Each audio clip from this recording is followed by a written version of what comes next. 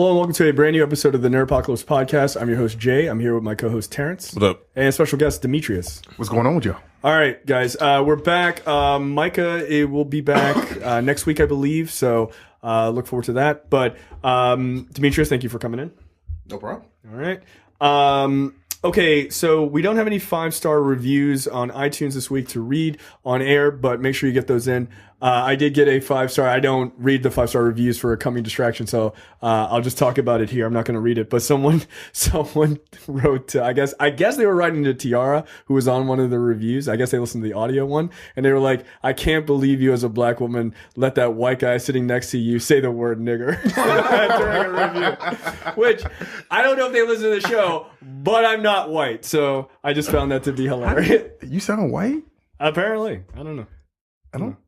Go Quick fuck story. Go fuck yourself. Wait. Isn't there a movie coming out where a dude uses his white voice? It's Lakeith Stanfield. Is it? Yeah. I don't know. Yeah, he does it to like sell real Quick estate. story. Back in 2011, if I'm not mistaken. Yeah, it was the first year we did it. Yeah, first year. Michael was like, "Hey, I'm doing a podcast," and I listened to it. Know who he was. I'm like, "Oh, so you're doing a podcast with two white guys, huh?" It was him and some white guy, and I thought they were both white. And he was like, "No, that's my friend Jay." I was like, "What?" It's offensive. It's because you enunciate? I guess. It's no. That's what it is? Is Is it my cadence? If you didn't it's my see cadence. him first, I mean, and then you listened, because literally, I'm like, it's a white. I dude. mean, it's not the first time I've heard this. Okay, it's kind of common. Well, like no, everybody. but you know what's really hilarious is one. I've taken those like voice or like those tests you do where it's like, how do you pronounce these words and kind of thing like that. And apparently, I have the type of accent that doesn't sound like I don't have. You an have accent. no accent. I have like no my sister's accent the at all. same way. Like, I don't know what the fuck her accent is. And She I doesn't think, have one. I think that's part of it. Is I just don't have an accent, so Yeah. people are just like. So you sound like you're from nowhere. Yeah. Like he's from Baltimore. Like, Right, You can't fucking tell. right. You can tell Mike is from Baltimore. Yes. Because that nigga sound like he's from Baltimore. Right. And look, I don't care how smart Ta-Nehisi Coates is. You can tell Ta-Nehisi Coates is from West Baltimore. Yeah. Like, I don't know where you're from. I can't tell where you're from. I thought you were white the first time I heard you your kind of. voice. oh shit. Yeah. I did. Oh. I did. So yeah, that's Excuse me. Yeah. No, I did. I was like, wow. more- No, because more I bass. saw you before I heard your voice. And then I heard your voice. I said to Mike, I was like, yo, Demetrius sounds mad white. Which is ironic for me. I recognize. But it was good to give one. Yeah, instead of receiving that shit constantly. Yeah, it's people that don't necessarily have any kind of accent. That's It's normally just a good. weird. It's And I don't like, know. I'm like, what the fuck? And it's funny because my family all has an accent. Yeah, your mom is She's from fucking Baltimore. Yeah. Right. Just- I don't know what it is. It's not it's certainly not some people think it's like a concerted effort to be like, Yeah. let me no, put on my voice. No, No, my sister's the exact same way. This is You the way can't. it's She was born and raised here, but you can't tell. Yeah. I think maybe it's like watching TV. Like, you know, it could be that just like mentally mirroring it. I did don't watch know. a lot of television growing up. Yeah, I did. So did my dad. But that nigga sound like he's from Baltimore too. So I don't know. Meanwhile, Some things you can't let go of. You just can't let it go. I've been here for 20-some years and I still don't have the accent. I can do it, The Baltimore accent? Yeah. No, you do but not. I don't have it. No. I feel like it's hard to pick up an accent if you've because when did you move here? How old were you? 15. Yeah, 14, 15. You're never gonna aged lose out of that. that. Yeah, that's a wrap. Like my father-in-law, who was born in India and lived there until he was 26, he was like, I think I might have lost my accent. I'm like, I don't think so. No, you didn't. No, he doesn't sound like he just sounds American, but he does not sound like just a generic American voice. Like, no. Because then he also has like slightly TOEFL ways of saying things. Like he'll mix like words like back and forth, you know what I mean? Or like leave out an article or something like that in a sentence. So I'm like, nah, nah, nice try. Nice try. All right, let's talk. Checked out this week. So I saw Mike and I, who's obviously he's not here, but we saw Avengers: Infinity War. Again, we're not going to spoil anything. Our review is up. You can go to youtube.com/the Nerdpocalypse and watch our review. I will just say this: we'll have a full conversation next week after Terrence has seen it. And by the way, Demetrius, you're welcome to come back next week if you want as well. But we'll all have seen it, so we'll go in depth and talk about it. I'm sure that will be a large swath of the episode. I probably will just not do question of the week. Next week. There's just no point. But it's really, really great. Like, it's fucking really great. I don't know. I can't say much about it because I don't want to spoil it. I think that's just really taking that experience away from people. But for a movie, this is their 18th or 19th film. Yeah, like, they figured out the formula. Like, they really did. And not in a, like, oh, it's just like the other movies. Not in that way, but, like, they got it. Like, they know exactly how to make their movies and make them work in their universe. And the best part of this movie is the balancing of the characters, because there's, like, 20? There's, like, 20 characters, plus it's a Thanos story, and it's very much a Thanos story. And then, like, the children of Thanos are there. You know what I mean? Like, they've got to balance all the characters that you know over these last 18 movies, then balance Thanos, and then, the other characters who get introduced. Like, that's no small feat. And they do it wonderfully. Like, I will say this. And I will just say this. Leave all your theories of what you think is going to happen. Leave that shit at the door. Like, that's one of the things I think that ruined Star Wars for people, is that they were like, it's gotta be this. And then when it wasn't, they were just like, it's wrong, which is not. That doesn't make sense. But leave that kind of shit aside. Just go in and watch it. And that's not to undersell the movie or oversell it. Just go in and watch it and see what they do. Because they're very creative in the way that they handle things. The other part is, like, I can't believe at this point they're still this fucking good. Like, they're still this good. Mike and I talked about, like, I can't believe they bounced all stuff. And then it's like, I can't believe that I'm surprised anymore. But, like, you're still surprised at the shit that they pull off. And, like, shit makes sense. It's logical. It's not like, well, that's weird. But it's also because just the nature of that story is super cosmic in a lot of ways. Like, yeah, like, they really don't shy away from it. It's not like, oh, it all happens in Brooklyn. Like, no, it doesn't, right? So they actually go balls to the wall and stuff. It's kind of impressive. One thing. It is impressive. Two things. For one, I think when I'm going to go watch it, it's 2 hours and 36 or 37 minutes, right? Right. You're balancing all this fights right. with actual story and character development at the same time. Right. So in my mind, I'm going to be wondering, like, how many minutes is going to be dedicated to this? How many minutes is going to be dedicated to that? I will say this, and again, I don't want to spoil anything, but movies like this that are like 2 hours and 30, 2 hours and 40 minutes, right? And it's like a lot of story to tell. Normally they do the classic, like, 3 big action pieces, right? And you're just like, okay, like each act. Nope. That's not what they do. There are plenty of action sequence. Like, if I had to guess, there might be like 10 big action pieces. Damn. Like the fucking what? I heard that the movie is exhausting. I was sweating. Like, by the end, I was sweating, yo. Like, I was like, yo, I gotta, like, no, like, I had to put on some extra degree. Like, no, bullshit. Because the movie does not start this slow roll into the story. Like, well, back in the day, Thanos. Nah, yo, boom, you're in the story. Right. And again, we'll talk about it next week, but the way in which the film jumps off sets the precedent for the entire movie. And so it really does. And then the other thing I was going to mention was that you said that you're still surprised to this day, right?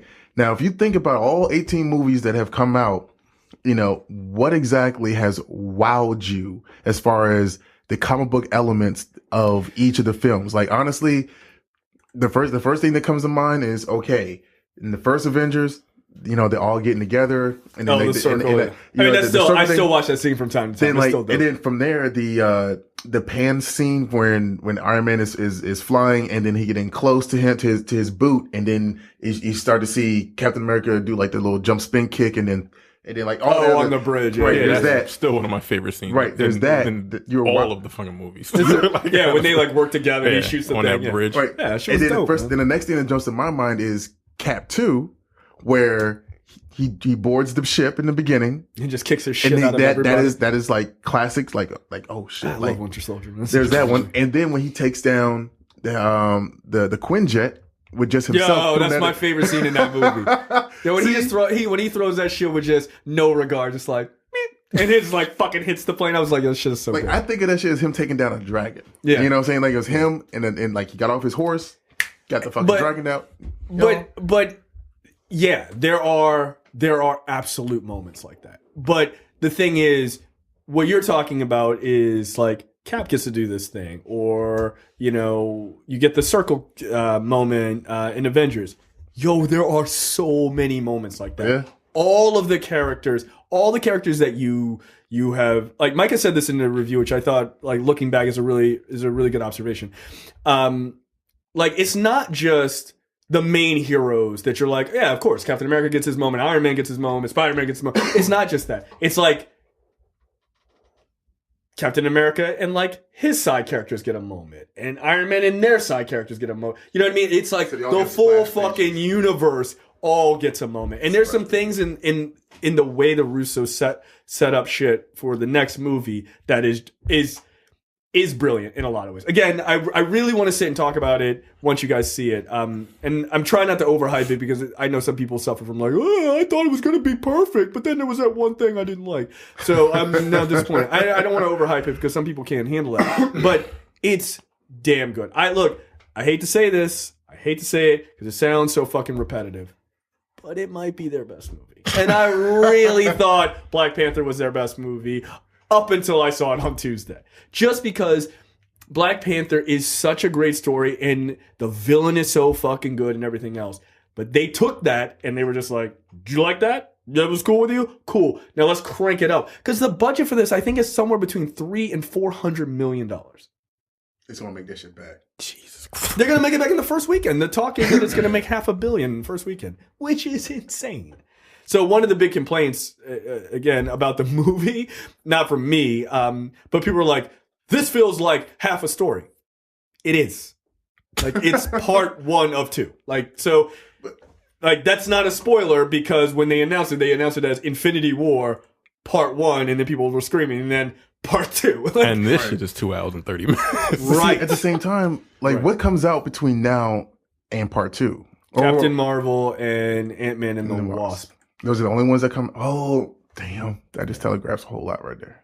Does it? I think it does. I think it does. You know, you kind of get like the little prequel of the main character that's going to come in and save their asses before she comes, you know, in the second movie. I mean. Okay. I screenshotted, I won't say who it was, but I screenshotted something someone wrote in the fan group. And I will just say this as a black man, even though you may not be able to tell by my voice, you were loud and fucking wrong. Super loud and super wrong. But when you see the movie, I will be happy to throw that screenshot in our spoiler thread because it's a hilarious. Because I screenshot it and I texted to Micah the other day. And he was like, "I can't wait for him to see that movie." Like, it's just like, you're super wrong, but it was good. But I enjoy reading people's theories now, especially knowing what I know. All right, let's go right into question of the week. So Micah's not here, so I will do the reading for this. With the announcement of the 80s cartoon Mask getting a live action adaptation, what 80s cartoon shows are ripe for the next wave of movies? James says Johnny Quest would be the easiest choice. A studio could jump on the superhero bandwagon with a Bionic 6. Oh, that's interesting. And just because it's ridiculous, the Dino Saucers. I don't think that's going to happen, but yeah, that would be pretty ridiculous. I love that theme song. Yeah, yeah. That theme song is the shit. I don't think I remember that one. I know the cartoon. I don't remember the theme song. Although I would like for Jurassic Park, whatever, Jurassic World, the next one just be the Dino Saucers. They're like, fuck it. They're smart now. Kelly says, give me a Gargoyles movie. I never really watched that cartoon. Gargoyles was in the 80s, though. It was 90s. No, but it's fine. Whatever. And people are, fucking Cam is mentioning shit from the 70s. Classic Cam. Alina says, wish they'd do Exo Squad. That was such a good cartoon. Yeah, it was. I totally forgot about that one until she mentioned it. They had some of the best toys. Yeah, it did. As far as them jumping into the exosuits. That was a dark show. Was it? There was a lot of military death in there. It was like the same level as Roughnecks, and Rico's Roughnecks. Yes. From Starship Troopers. Yeah. It was just as dark as that. Interesting. Brian says Robotech is overdue. I would agree, but Robotech would be really hard. That's not an easy one to especially do. after Pacific Rim. Well, I have a specific story about that, so we'll talk about it because that was a fascinating little experiment they tried, and it fucking failed. Which I think it might have implications larger for the movie industry. Bullshit. Lisa says, "What about a Rainbow Bright movie? Just hear me out." Damn. She's like, no. Just hear me out. Nah, I got nothing. I just want it. Also, Captain Planet. I believe it was Rainbow Bright. What the fuck is that? You know You what? remember that You remember Rainbow Bright? little kid with the horse? Like the man. Yeah, she had like a unicorn. She had a unicorn, but then but yeah. there was like a dark horse. There was like a dude was on a black stallion or whatnot. Like I used to watch it. Yeah, I used to watch Rainbow Bright like back Punky in the day. Brewster. Come on, Yeah. bruh. Like what did you watch as a child? Terrence was like probably like Knight Rider. smoking cigars and like doing math. No, what the fuck did As I we've watch? established. I remember Silverhawks. He-Man apparently was my favorite show for some reason. Brave Star? Someone mentions that later. Brave Star. Was that with the cowboys and shit? No, Native American cowboy with the horse that turned from. He was a metal horse. Is a metal horse? No, he wasn't a metal horse, but he turned into like a flying ship or something. his sidekick. I thought He turned up on his own hind legs and stood up straight. He was like a blue. He might have been a blue bull. I might be wrong about that. what was it? Brave Star. I wrote Black Star. That is a rap group. It's Talib Kweli. No, fucking, you seen Black Most Star? Def. Most Def. Oh yeah. I Pirates watched of this. Darkwater. I remember. I like Pirates of Darkwater. That was a good cartoon. That was a good one. That was a solid '90s Fox cartoon. So what was Reboot? I Reboot? don't agree with that. Yeah, have Reboot you was seen awesome. the reboot of No. Reboot? Fuck this reboot shit. I'm talking about not the reboot, but The original. reboot. No, that's what I'm talking about. Because season 3 of Reboot was when Enzo grew up and he lost an eye, but then yet he had a targeting system inside his new one, and like his gun. How the fuck do you remember this nonsense? Yeah, you're a giant dork. Yo, his gun was basically Mjolnir. You know, and all he had to do was talk to it, and the shit was do what it needed to do. God damn it. That reboot, that third season was the shit. Cam says, not actually 80s, but Captain Motherfucking Planet could be dope. By the way, what I was going to say is I believe Sony bought the rights to Captain Planet like a couple years ago. Because I remember... To do what? Well, it's Sony, so nothing. Yeah, exactly. Don Cheadle. You know I what? would They watch should. that. They should just make those Funny or Die skits. Just like, let's make a full-length movie. Fuck it. Why not? Just make Captain Planet an asshole. Like, you're a tree. You're a tree. Like, fuck. Dude, that skit is fucking hilarious. He says also Wacky Racers from the 70s could be dope. They already did Wacky Racers. It's called Cannonball Run. Oh, yeah. I mean, it just didn't have characters. Like, they were just... Well, they were all characters, but just, like, 70s actor characters. Which I like the Cannonball Run movies. Although, by the way, I would say Captain Planet would be kind of an interesting thing. Just, like, make the villain the head of the EPA. Or, like, a corrupt guy named, like, Bob Pruitt. Yeah, it's like, fuck it. Just go for it. Why not? Who cares? Batch says, with the success of the Fast and the Furious movies with their diverse cast and superpowered action heroes commanding billions in the box office, Bionic 6 would be ideal. Essentially, the $6 million man and the Bionic woman with their own baby boy and girl also adopt an Asian kid and a black kid, and the kids are Bionic too. They fight Bionic bad guys. It's great. I remember Bionic 6 because I had the characters, and because they were metal, they made the toys like partially metal, and they were heavy as fuck. That die-cast metal is awesome. Yeah, and the problem was I was riding with my grandmother one time, and I was playing with Mr. Bionic or whatever the main guy was. And he fell out the window, and we were driving like 40 miles an hour. And I lost. I'm still a little bitter about it. I still have my original all die-cast metal Voltron. That's Jesus that is Christ. like- What is that shit? Like Yo, 75 pounds? Yeah, it's fucking weighed a lot. It weighs. Yes. So I used to have a couple of the characters. I never had the full thing because it was black and pork, but you could only afford the foot. It's like I had like the yellow one.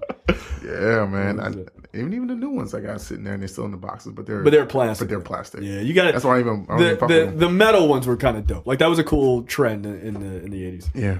Because they didn't give a fuck to give kids hard metals for toys. Here you go, bam! Like the Wild West back then in the 80s. Man, didn't give a fuck. You were 80s baby. You survived. Yeah, you had to survive. Like I feel like if you were anywhere between like Well, the 60s to the 80s. Up to the 80s, and then the 90s came and they gave them all plastic that they could choke on and die. Yo, they had toys. They had a toy in the 70s called a game called Lawn Darts. It was just a fucking dart you threw at your friends in the yard. Like, what the fuck kind of game is that? Here's a game, throw knives at each other. Yeah, that shit is... It's not annoying. It's dangerous. Yeah, that's not a game, guys. That's what they played in Aliens before they went and fought. Like, put your hand down. Like, no. That's funny. Seinfeld had a joke. He had his latest stand-up. He grew up in like the 60s or the 60s. Probably. And he was like, yeah, when we were kids, we didn't just play games. We survived, is what you said. It was like, yeah, everything was dangerous. Yeah. Toys are fucking deadly. Like, what?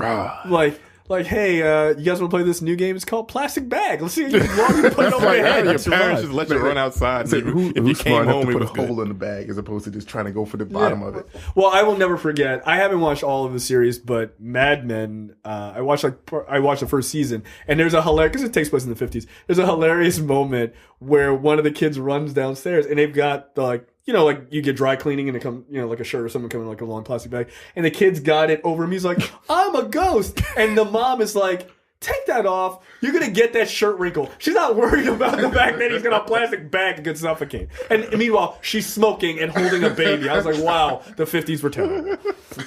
She's like, it sure is great to be white.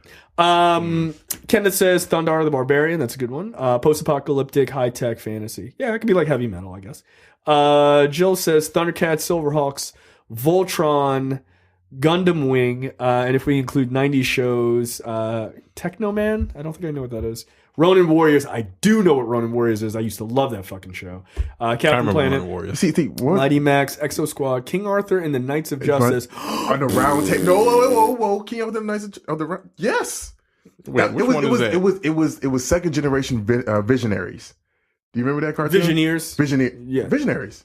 Is that what it is? I thought It was Visionaries. They're making a movie of that too, by the way. In the Hasbro Cinematic Universe. The new HBCU. I believe we're that. Oh, shit. That works. But yeah, I mean, mean, it was an episode. I remember. That's yeah. Street Sharks. You can't make that. No, that that's would be just dumb. because that's just already been giant done sharks running around on the Flash. on skates. Yeah, No. Yeah, right. Exactly. No. Mark says, I'm thinking Battle of the Planets might be cool. Yes, I would agree with you. Near and dear to my heart, Cowboys of Moo Mesa. I used to love that show. I used to love that show, dude. It was ridiculous. What the fuck? Yeah, I remember that show too. Yo, the names some dumb fucking cartoons. The names of these shows are insane. The goddamn GoBots, Snorks, Kid Video. Wow. Gregory says Cops. Cops is a cool show. I remember that. Citizens on Patrol. Yeah. No, that was from fucking Police Academy. Yeah, Police Academy. I forget what Cops stood for, but it was probably like Cops or Police. It was like I used to watch this show. They had like a nigga with a long arm, right? Yeah. He had like a yellow trench coat. Yes, that was the black dude. Yeah. And he had like an S curl. Yeah, he did. Oh, whatever was going on. What was Cops? I'm pretty sure. What? I can't remember. Yeah, there he is. He looks like this guy. Yeah, yeah, him. What the hell was it? Yeah, I can't believe we used to champion a fucking show with like about police. What was the acronym for? That's what I'm looking up. Central Organization of Police Specialists. Wow. And who were the cops? Were I think PJ Longarm O'Malley. Yo, he's the long arm of the law. Shut the fuck up. What was his name? PJ Longarm O'Malley. O'Malley. Right, exactly. They didn't even give a fuck to give like racially positive. Yeah, they were like racially. Everyone was back in the 80s. By the way, you were red, you were brown, or something like that. Is fucking Power Rangers. I like that the bad guys their acronym was Crooks. Oh. Good. Great stuff. On the nose. Wow. Why did those cartoons always have badass intros? But then because all the budget was in the intros. It was like the intro. The budget went to the intros, or did they like just? No, because they got like real rock bands to. No, I mean do the those. the animation. Yeah. No, like the animation was always fucking badass. But then then, the like cartoon, the cartoon, you're like, that's not what turtles look like. Like when you're watching Teenage Mutant Ninja don't look Turtles, anything like yo, that intro because that was a one-time outsource cost it to Japan. Right. That was a one-time cost. But then I remember there was a report done that the word "go" or the two words "go" together, in and affects kids in a certain way that makes them certain like incident levels, or I don't know, something chemical levels or whatever. Yeah, amps them up. So that's how you got Go-Go Gadget, this Go-Go Power Rangers, and then the Go-Go Power Rangers. I believe that. Those were where this came from. Yep. Leopoldo says Spider-Man and his amazing friends. Yes. Sure.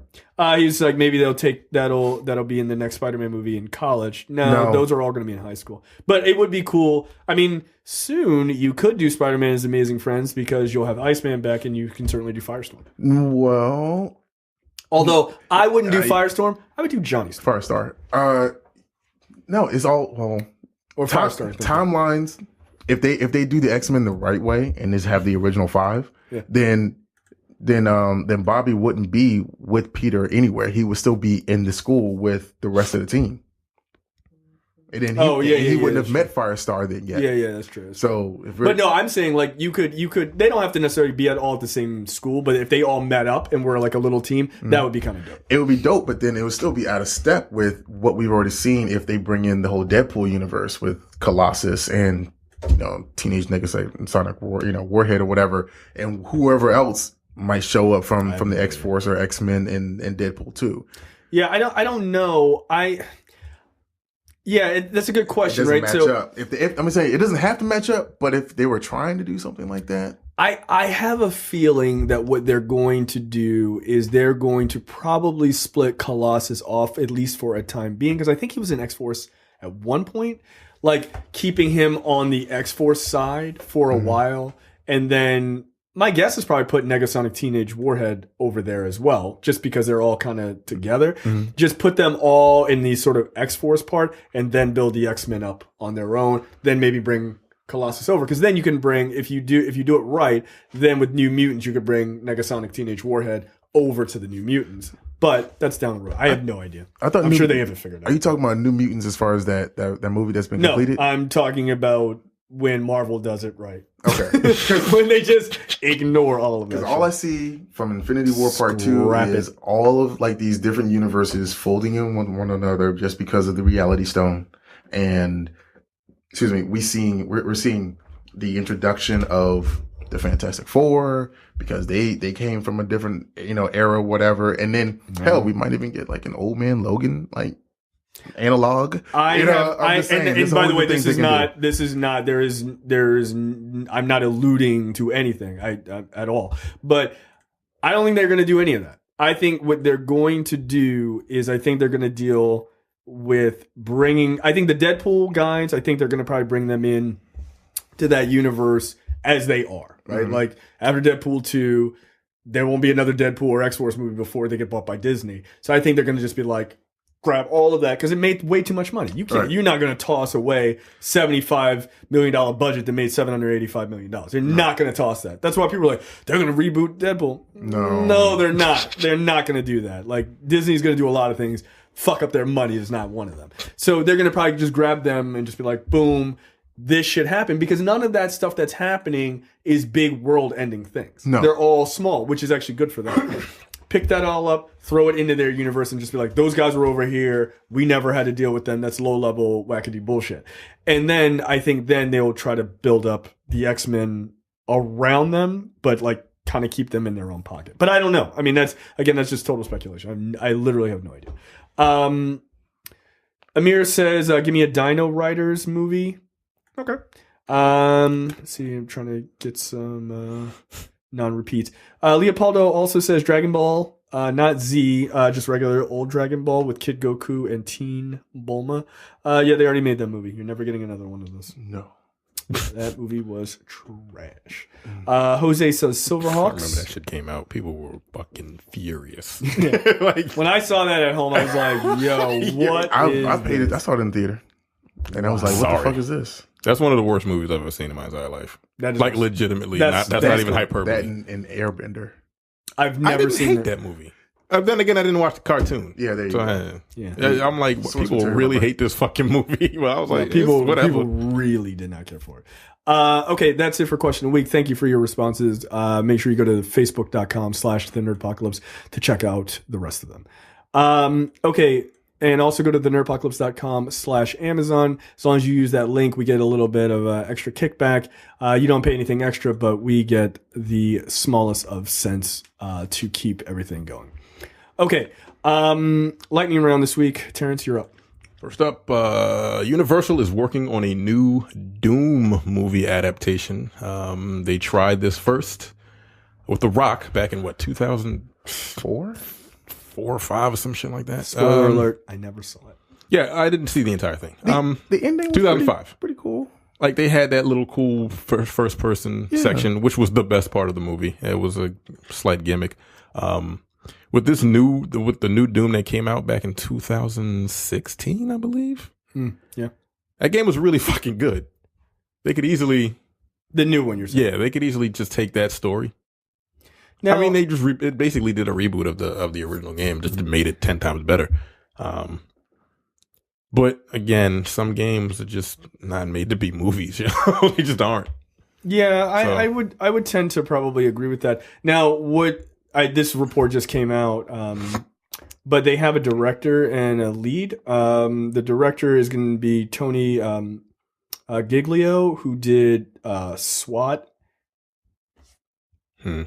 Well, no, he did SWAT Under Siege. Okay, I don't know what that is. I thought it was straight to video. Yeah, that's a sequel. You're right. I don't know what the fuck that is. Yep, that's a. Yeah, no. Yeah, good luck. Rent it now on digital. I'm sorry, but this is starring Adrian Palicki, Michael Jai White. That's not a good. That's not a good. I like Michael Jai White. I do Everybody too. like Michael Jai I White, like Adrian but Palicki. Yeah, I do too. She's good on Agents of S.H.I.E.L.D., but she generally doesn't headline great things. She's been on Orville. Yeah, she's on that, which is sad because she should be on Agents of S.H.I.E.L.D. again. She was good on that. So, like, yeah, Doom has a little bit of backstory. Like, they're doing experiments and they open up like a gate to hell. That's pretty much it. So, like, I guess if you write a story around that, but the protagonist just looks like fucking Master Chief. But that's the interesting thing is the lead is going to be Amy Manson from Once Upon a Time, the TV show. So they're going with a gender swap too. Huh. Which I mean, that's interesting. But I mean, like she's going to have to be in a suit. Is she? They're gonna get that. They're gonna get that. No, they're gonna get that helmet off immediately. Turns out the oxygen is just fine. Yeah, that's good. But then at the same time, like you're gonna run into the same. Like, what are you gonna do? Like, how did Tomb Raider fare at the box office? It made its money back. Yeah, it did pretty well. It made enough that it's definitely going to be a second one. Okay. Yeah, I think it made like 300 million. So we're not so no one is like worried about the state of the female protagonist, being the downfall of cinematic history, right? Not at this table. Good. All right, good. Yeah, I'm sure there's a couple of insults who are. I mean, we just learned. I didn't know what the fuck it meant until this morning. That shit meant today because that involuntarily self. I was like, oh, yeah, you sorry piece of shit. Yeah. Anyways, I don't call them insults. I call them what was it? I coined ass words. They're asexual cowards. But insults is fine. Whatever. But I mean, I just think go out and talk to people like humans, and someone will touch your penis. Calm down. Or just get a prostitute. Yeah. Or just fuck a guy, because it sounds like that's kind of what you want to do. Okay. No, I'm just serious. They're like, it's gross to have sex with a woman because she might have sex with guys before that. I was like, yeah. That's kind of how it works. Yeah, no. They're like, that's like having sex with a guy. That's not how that works. No. That's not how it works at all. I didn't even know that. So they only want like pure virgin women. So they're but they're also creeps. Like they're creeps. They're like, what was it that I read that Andy was posting shit from them, and it was like, the hymen is is nature's way of making sure you get a pure woman and all sorts of stuff. I was like, yo, you're a creep, dude. Like, you ever had sex with a virgin? It's terrible. Yeah. Have sex with people who know what the fuck they're doing. Yeah, get out of here. Anyway, Tomb Raider did $269 million in the box office on a $94 million budget. So domestically or just worldwide. Okay. Yeah. I mean, it got moderate reviews. So I think it's sitting at like 49%. No, I keep thinking like, okay, yeah, Wonder Woman was great, and then to me, I like Lucy. As far as that did Lucy. I don't think some movie. Lucy beat The Rock. She was Scarlett Johansson. Yeah, but Lucy beat The Rock that weekend. What movie did he have out? I don't know. I just know that she did it because that was the talk. That that movie I think is getting an. I think they were talking about a sequel. I enjoyed Lucy. But it's got a 400. It made $463 million on a $40 million budget. Jesus Christ! But Scarlett Johansson is the biggest female actress, so that makes sense. She puts butts in the seats, man. People like her. Yeah, but then goes to the show. That movie was just boring. Yeah, well, she wasn't bad. Everyone's like, it's because she's white. No, yo, it was just boring. But then did she put butts in the seats though?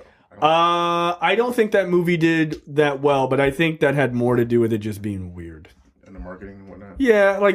Yeah, I mean, once people got pissed off about the racial angle, which is perfectly valid, like it just it killed it. Yeah, it made $169 million on a $110 million budget. Damn, that is barely scraping by. But that I don't think has anything to do with her. All right, next up. We have an official synopsis for the new Predator movie. The Predator is one of the... Yeah, scroll down to it. From the outer reaches of space to the small town streets of suburbia, the hunt comes home in Shane Black's explosive reinvention of... Oh, he's doing the... Oh, is he doing... He's directing. Oh, okay. Yeah. He did the original, right? No. He was in the original. Yeah. Oh, all right. How old is he? Oh, wow. 50s. Yeah. Okay. Now, the universe's most lethal hunters are stronger, smarter, and deadlier than ever before, having genetically upgraded themselves with DNA from other species when a young boy accidentally triggers their return to Earth. Only a ragtag crew of ex-soldiers and a disgruntled science teacher can prevent the end of the human race. That's not cool. No, like it said, a disgruntled science teacher. No. So they said this is the first we're hearing about the predators using genetic upgrading technology to fuse their DNA with the other species. That goes completely against what the Yacho are all about. The who now? The predators. Nerd. Shut up. Like, what are you talking no about? one knows the Yeah, fucking... you looking at me like I'm crazy. I'm like, I don't know what the fuck they. Because they're I mean, if you ever read the comics and no, I didn't. No. I forget. I God think you damn it. forgot who you're talking about. Yeah, I don't. But yeah, like what is a comic? There's like a think of them as like a warrior as a like basic like either like Spartans or just a warrior tribe that all of them were prideful of what their abilities allowed them to do naturally, right? Yeah. You know, the women were bigger than them, were bigger than the dudes. You know, like that's the way that their culture ran. And for you to sit here and tell me that they're using genetic enhancements or technology basements or whatever. Well, you know, performance enhancing drugs. Yeah, you know, like, fucking cheaters. Everyone uses peds, guys. Everyone. Yeah. Fucking steroids. Because that was the basis of the last of Predators. Because there was that one tribe that shit was that one predator was big. Yeah, he was a super predator. Yeah, he was an apex just joint. like us. He was an apex predator. He was the nigga of the predators. Yeah. Hillary Clinton was like, "You got to look out for these guys." It's not a good quote for you, Hillary. But nah, man. But I am interested. Shane Black is a really good writer. So, and he's also writing this. So I'm interested to see because this is not a reboot. It's the third movie, right? So they're ignoring all the other shit and going right after Predators 2. So, is there a reason why they upgraded themselves? Is it not that they're just hunting, but they want something? Like they're because like Danny they're coming, Glover beat one. That's bullshit. Yeah. That's bullshit. They were like, "Yo, how the fuck did this old 70-year-old dude beat me in the streets of L.A.?" I mean, he fucked up. I mean, he was like 50 at the time, but it was really fucking hot. Yo, it was every scene. That nigga was sweating bullets. I didn't know L.A. was that. I love Predator 2, man. And I know people give that movie a hard time. I like that movie, man. It's fun. It's not as good as the original by any means, but it's a fun sequel. it's just like this is like the traditional third movie out of those two, whatever. Maybe it's an all-out war.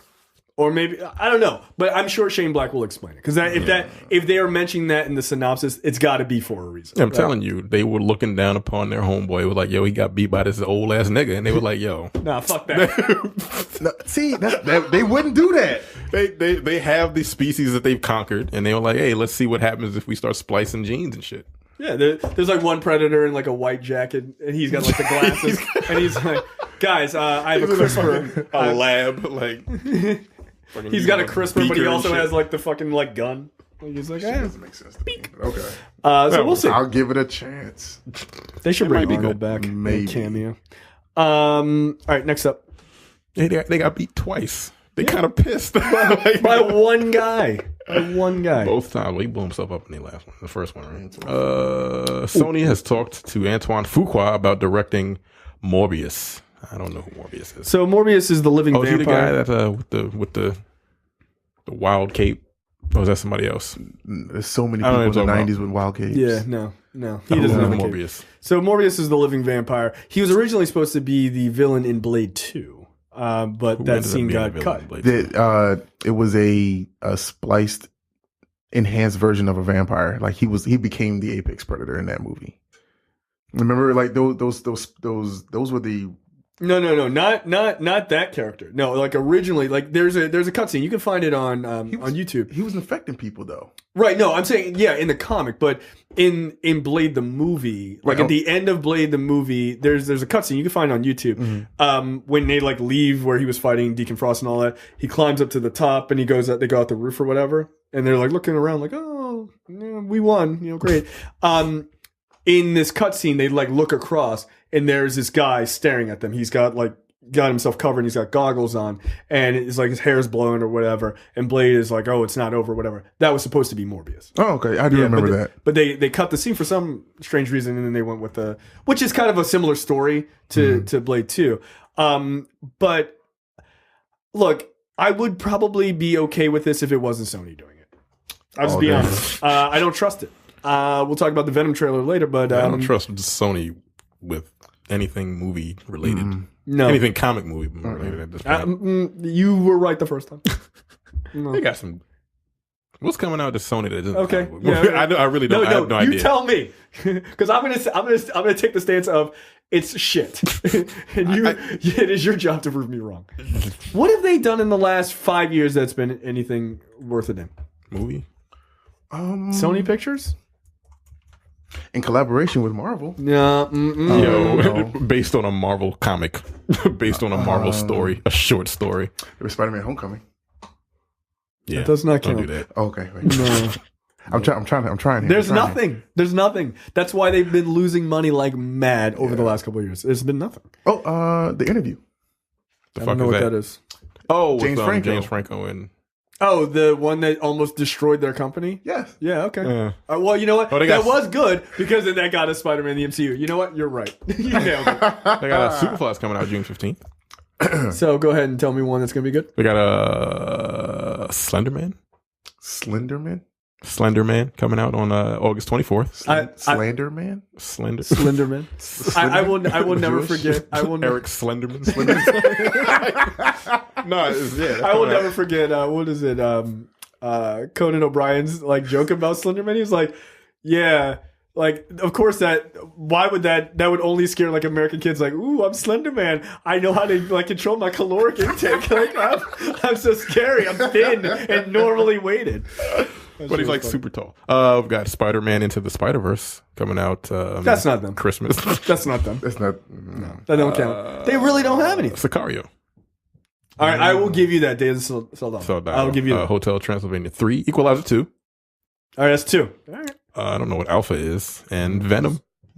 Okay, so 2. All right, not bad. 2 out of 8. Yeah, there's Equalizer. Yo, can y'all and just sell your Sicario. movie universe or your movie division so Marvel can just take Spider-Man? Hey, we don't need any of that other shit. Give it to Comcast, whatever garbage company you want. Just give Spider-Man so we can get all of this shit under Kevin Feige, please.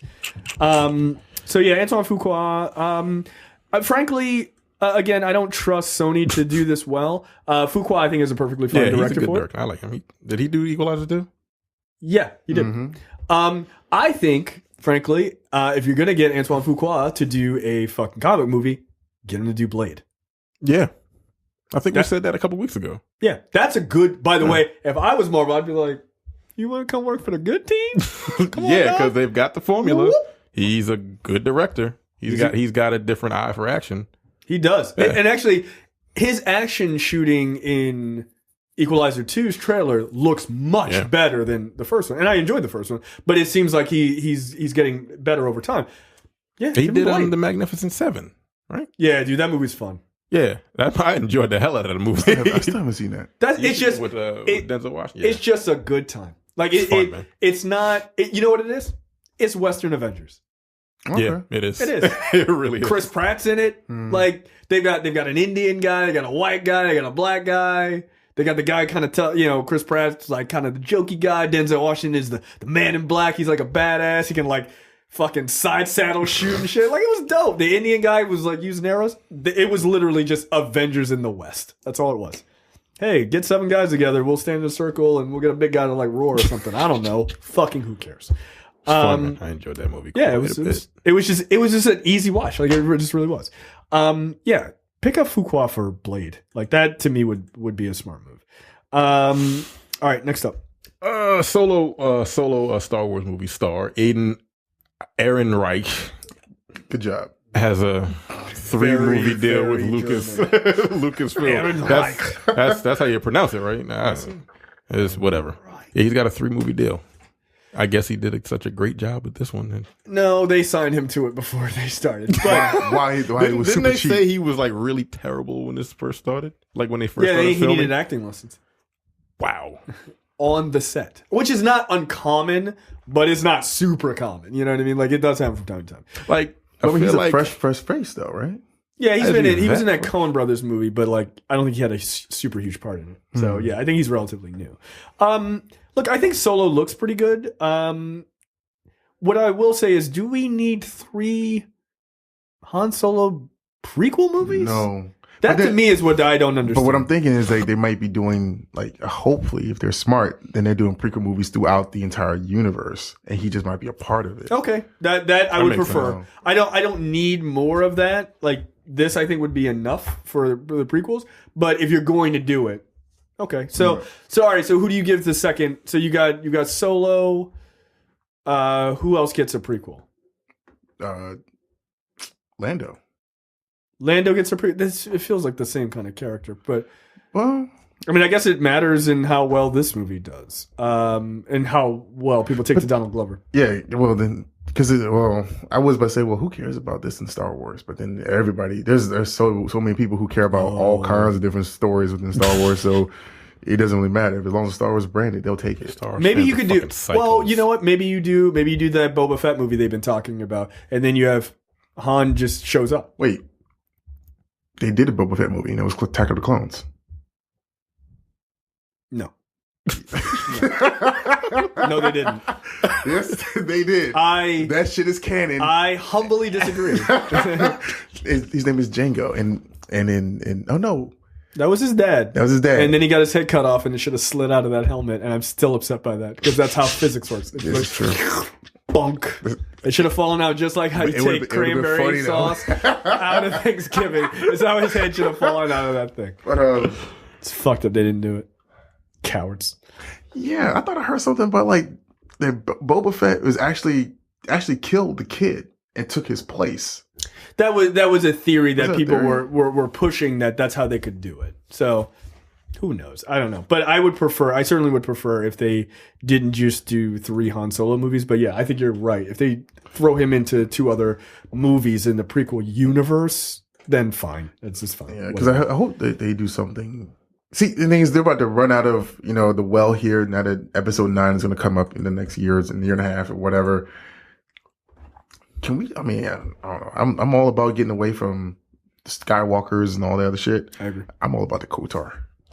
I would like to see them, if you're going to do a prequel, I'd like to see them go to the Knights of the Old Republic. Yeah, because I want to see them like fully realized. Like I don't care about all this smuggler shit. I don't care about none of this bounty hunter shit. Give me powers with light up swords and let me see. Yeah, let me see. Wreck house. Now I will say this: if they did something like that game Star Wars 1313 that was just like about Coruscant and all that like shady shit, that would be kind of dope too. Like I would like that. I hope that Solo is more about that sort of grittiness, and it looks to probably be that. So we'll see. All right, last one for you, Terrence. Next up, Fast and Furious is going to become a Netflix animated series, and no one will know the difference between it and live action movies. Because I feel like we've had, if that's 5 of them. It's solidly 5. And the natural progression of that would be a mass cartoon.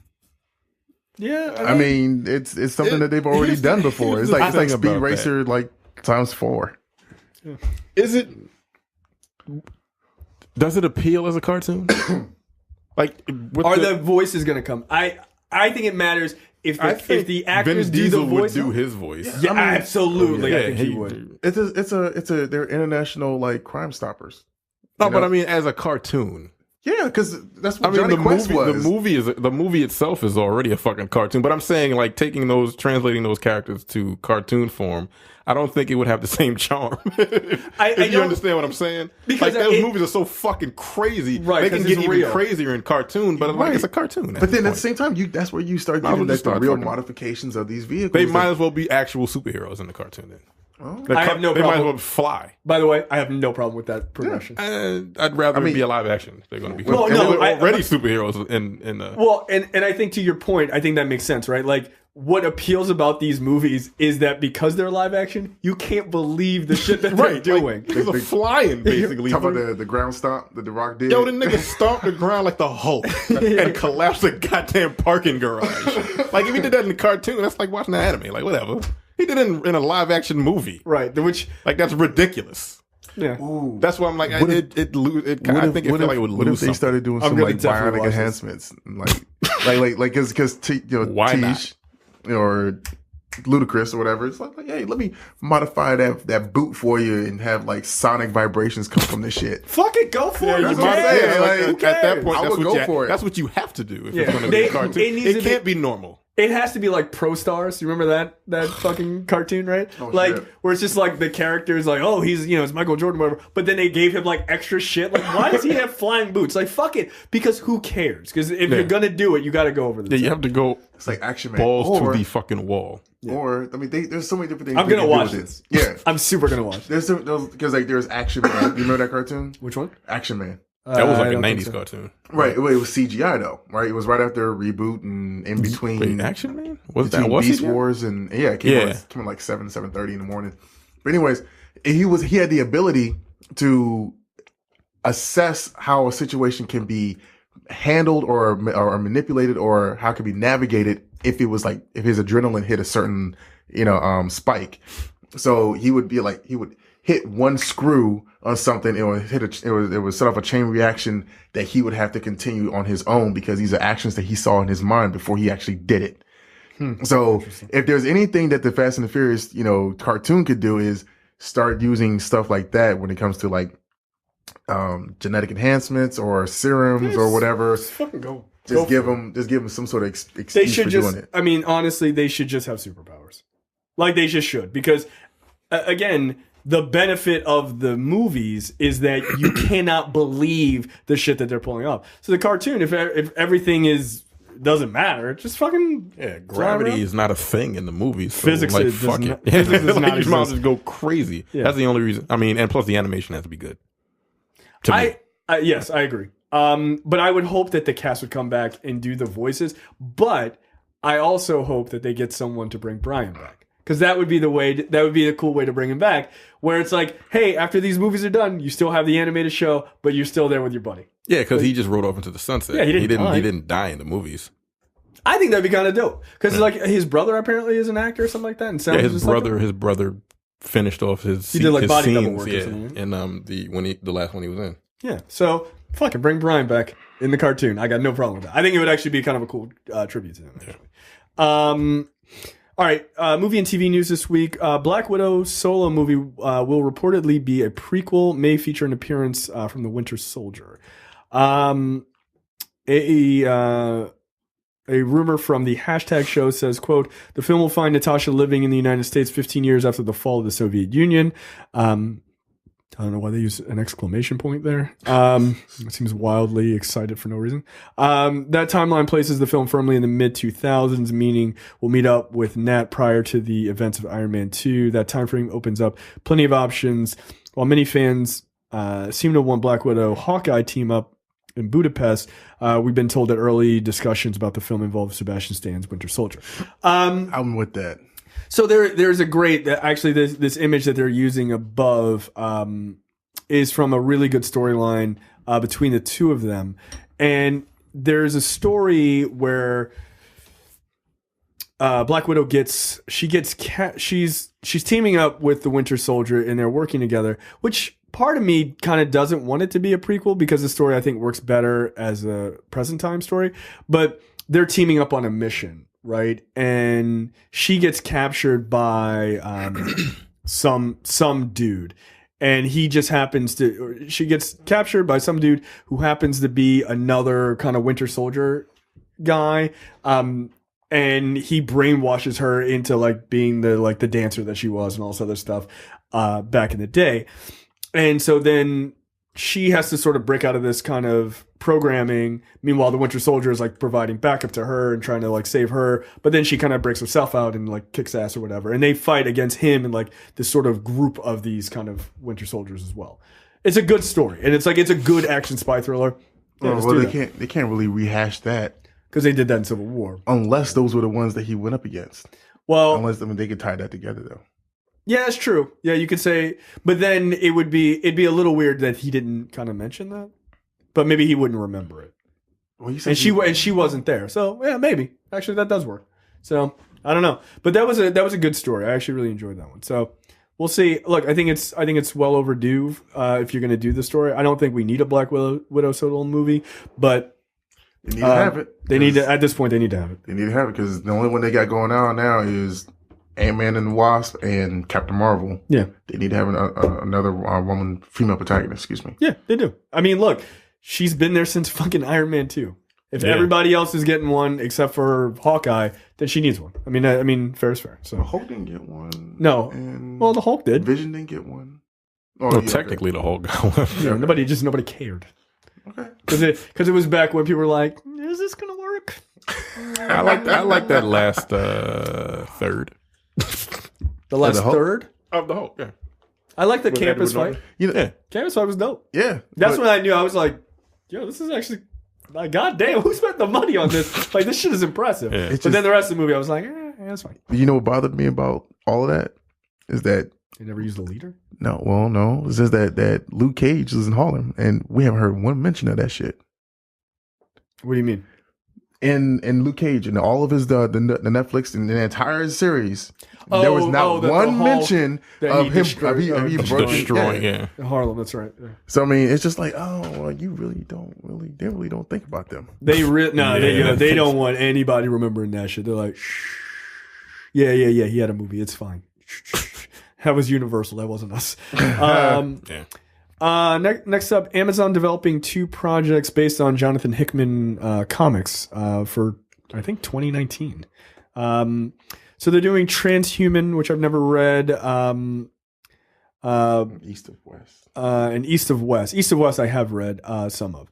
Transhuman is a sci-fi mockumentary story set in the near future that follows, quote, a divorced couple who ran rival major corporations offering humans the ability to genetically and robotically enhance themselves. The company is still looking for a writer for the TV adaptation, but Hickman will be listed as a creator and executive producer alongside comic artist J.M.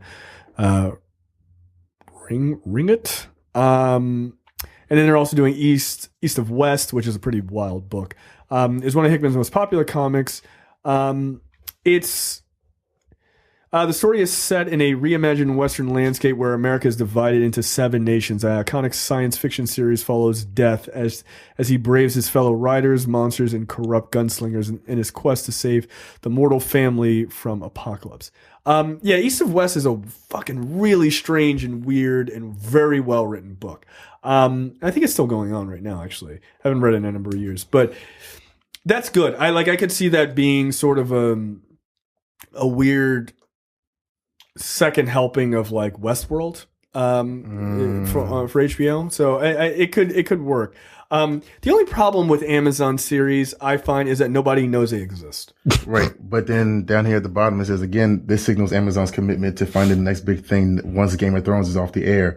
As the streaming wars continue to heat up, Jeff Bezos is not afraid to spend untold sums of money in order to secure the service as a must-visit destination for audiences. Jeff, if you're listening, and I know that you are, fix the fucking app.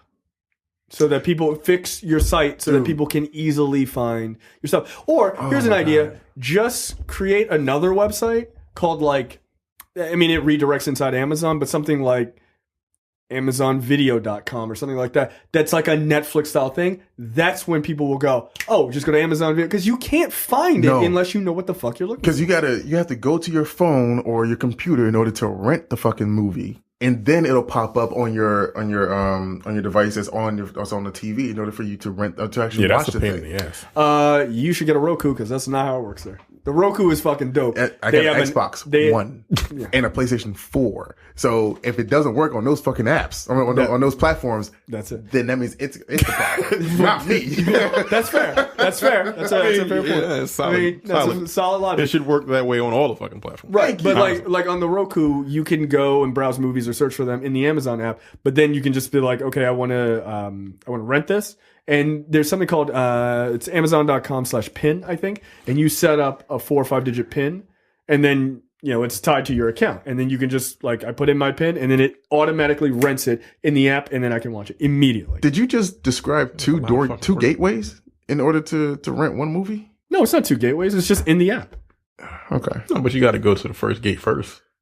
To that Amazon pin, whatever. No, that's just a one-time setup. That's it. Oh. No, you hit the button and then it's not directly tied to your account. Just like it is. No, it is. But I'm saying, if you go to Amazon app and on your phone, I want to buy this one click thing or whatever, it's done, right? Yeah. All right. That's that. We're talking about renting a movie though, or renting or whatever. Yeah, streaming something or another. You had to set up something completely separate. That's if I want to. No. That's if I want to rent a movie. If I just want to watch one of their shows because I'm a Prime member, you just hit fucking go. That's it. Just like Netflix. Right. Okay. Well, the problem is, I'll show you on my Roku. I've got the same thing. The Amazon app does that if you are a Prime member. Yeah. But if you have to rent a movie that's not available for Prime members, then you have to go to a separate device altogether in order to rent it. Then it'll pop up on the screen. That's not on the Roku. Yeah, you don't. Yeah, no, that's on. Yeah, you guys are stupid. Your shit's trash. No, it's terrible. No, but even though it doesn't do that for the Roku, the big problem with Amazon is their site has so much shit on it. Yeah. And it's great if you're just trying to buy something, you can just search anything and find it. But when you're talking about trying to make the next big TV thing, if you want to compete with Netflix or you want to compete with HBO, you have to make it dumb fuck easy for someone to go to your site and be like, Amazon movies right here on the left. You just go click that. That's it. This is what I wanted. It has to be easy. So, did you ever finish Lost in Space? No, I'm in the middle of it. Did you enjoy it? Yeah, I finished it, man. Yeah, I literally haven't watched any TV. I watched the David Letterman Jay-Z interview last night, which was the first TV I watched all week. That was a good interview. It was. Jay-Z is a very nervous guy. He's just a very nervous, a super shy person. But then you put sunglasses on him and have him rap, and he's the most confident person I've ever seen on stage. It's incredible. But that dude is the textbook definition of an introvert. Is he? Oh, that interview, he was just yeah, you're crazy for this one, Dave. He was super nervous. Maybe because I'm an introvert. I didn't. Yeah, dude. Yeah, he is your people, man. There's no doubt about it. But yeah, when he performs, he's the exact opposite. Some people are like that, He's just a rich black dude now. He is. He's just rich as fuck. I did like that opening question. You're a very famed musician. You got all these Grammys. He's and I hear your wife's into music. He's yeah, she's just starting out. She's getting into it. She's getting into it. Yeah, she's got 4 billion. And then he asked him, I'm sorry to get off on a tangent, but he asks them, so rappers, right? Which ones do you think are not good? He was like, come on, Dave. Okay, who's out on late night television now that you think is not funny? Yeah. And Dave was not funny. Nah, fuck it, move on. Yeah. He was not funny at all. Because he was talking about Jimmy Fallon. Yeah, he was nah, fuck it. We can go on to the next question. Yeah, he didn't answer it. Don't ask me some bullshit about my industry. I'll ask you what should again. He's trying to throw people under the bus. He threw it back at his ass. He thought he was fucking slick. All right, gotcha. But that's a really good show, by the way. Those interviews are fucking great. Did you see the Malala Yousafzai? I haven't watched that one yet. It was good. Yeah.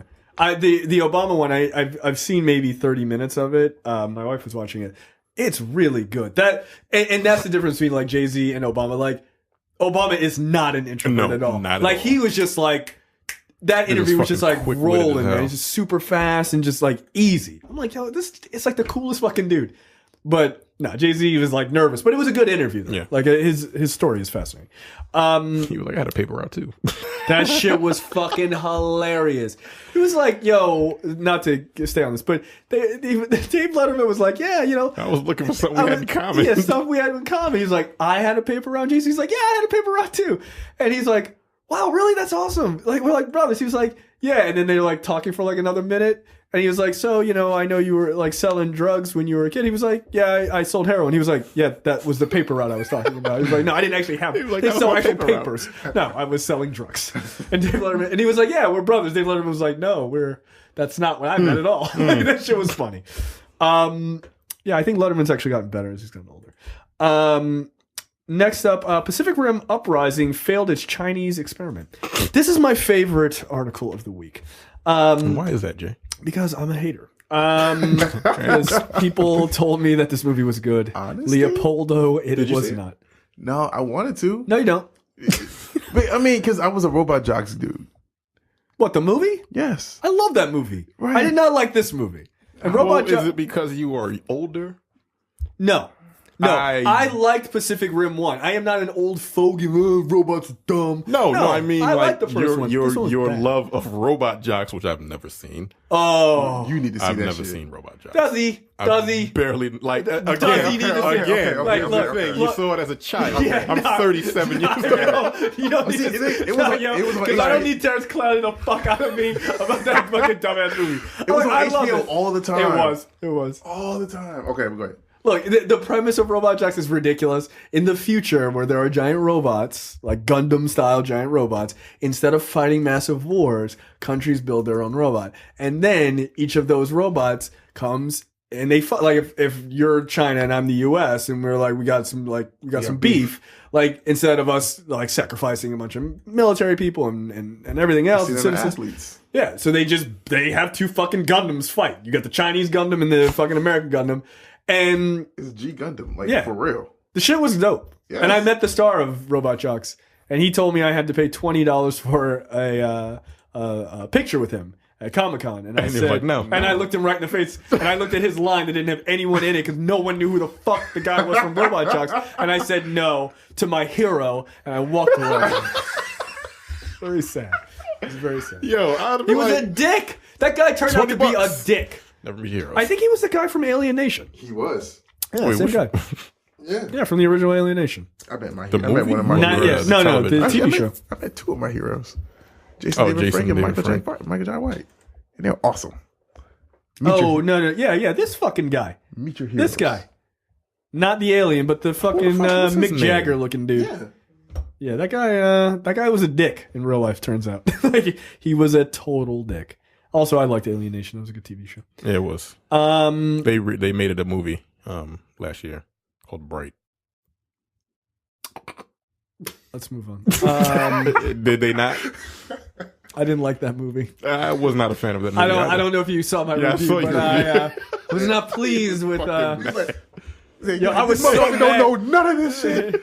I was so Don't mad. allude to racism if you've never been through it. I was so mad, yo. I was Yo, so mad pissed. because I was Yo, the upstairs mountain this watching that. motherfucker was on.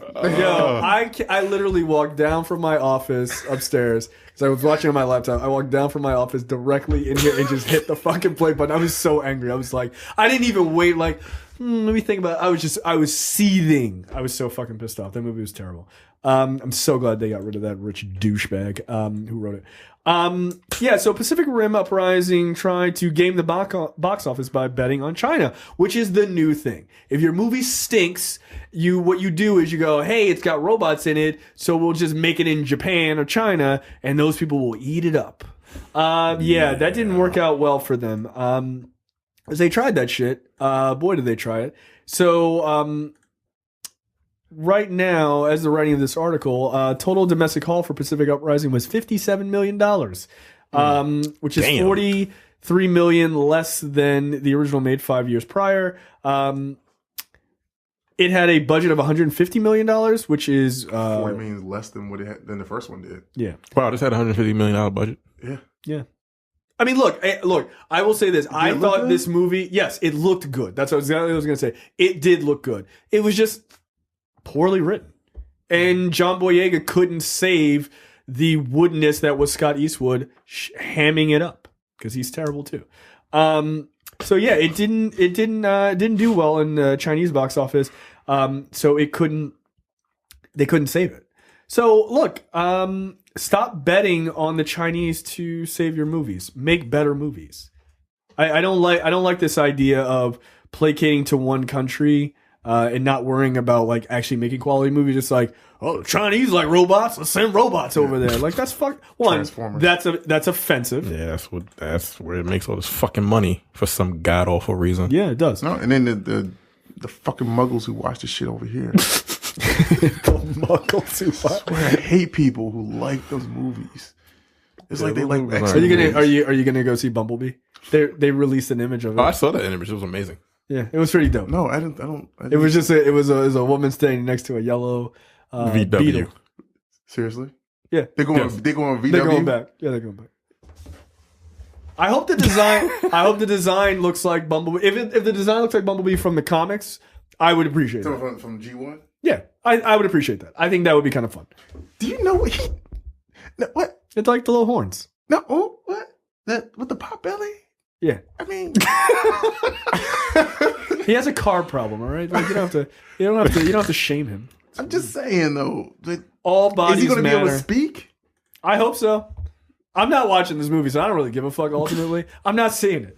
Anything transfer. Look, if the design of the robot isn't close to the G1 design or look as good as the robots in Pacific Rim, I'm not seeing it. Okay, because there's no reason why they can't do it.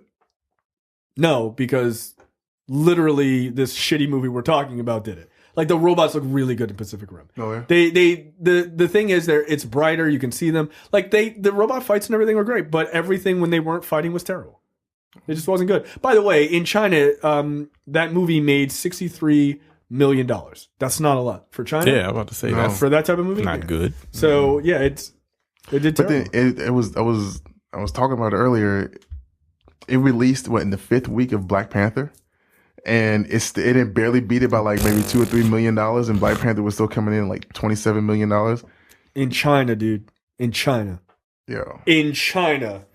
Like Black Panther was winning in China. Like that's yo. But there was that big article that people didn't really read and were making a big deal about, that Scott Mendelson article where he was talking about the whole thing about like Black Panther being like Hollywood's nightmare. And they're like, oh, this is racist. No, this is exactly what he was talking about, is that this movie should have done way bigger numbers, but it came in a wave of Black Panther that just fucking ate another blockbuster. $150 million movie? And it was 5 weeks out from it too? Yeah, dude. That's terrifying for Hollywood. There was no way anybody could have predicted that Black Panther was going to do that. No. Like we were hoping. Yeah, but it exceeded. It well exceeded my expectations. What the fuck? I was like, oh, good. We're good 3 weeks. Wait, 4? Yo, it didn't drop. I think it didn't drop under like $1 million domestically until like week 6 or 7. Like it was a crazy long time. It's still in theaters. Yeah, they're still playing it at the fucking still in center. theaters. Yeah. Because they're probably like, we still selling tickets, so this is gonna stay. But yeah, worldwide, Pacific Rim Uprising made $286 million off of a $150 million budget. You're not getting another one of those. No. You might get an animated movie, but you ain't getting no full. You're not getting a $150 million movie. Yeah. But you earlier to what you were saying as far as the implications for the genre itself. Yeah. That's another nail in the coffin for Power Rangers. It's another nail in the coffin. Power Rangers didn't do very well. It did okay. It did okay, but I mean, for those of us who want a Robotech or those of us who want like a Gundam, like we're not going to get what we truly want. Because hell, I mean, unless Power Rangers really didn't do well. Yeah, $140 million on a $100 million budget. That's breaking even at best. Wait, is that worldwide? Yeah. Damn. Yeah, because I always account for like at least like $60 to $100 million for the marketing. Yeah, probably. So that's probably breaking even or losing money. Yeah. Now here's the thing with the Power Rangers, they could drop that budget. They could drop that budget to $75 million. With what they set up for the next, because they had a 6-picture plan for that entire series. Did they? They did 6. Yeah, I mean, because at the end of the first one, they led right into the whole Green Ranger thing with Tom. Yeah, but 6. Yeah, that's a lot. That's like assuming you're going to get 10,000 people to come to your first con. Oh. Oops. Oh, I'm sorry. Did I say that? I think they still have a banner out in downtown. Yeah, I saw the picture of that. For some reason. I saw the picture of that. Yeah, Anyway. it was Photoshop. Oh, It's boy. not. I want to be mean and petty, but I'm just going to be an adult to move on. But yeah, No, I'm not. I'm so happy that the one person's brand got destroyed. I'm super happy about that. You deserve it. You're trash. So good. I'm not happy that other people got screwed, but I'm glad she got screwed specifically. Is that the? Am I allowed? Because I'm an affiliate, so I'm not really hard. Am I allowed to talk shit? But I mean, you talk. You say whatever the fuck you want. I don't give a shit. Right. So you're talking about that's the black girl nerds chick, right? Okay. Yes. I've heard stories. Yes. But anyways, She steals people's hashtags and gets articles written about her and pretends that she actually did something when she didn't.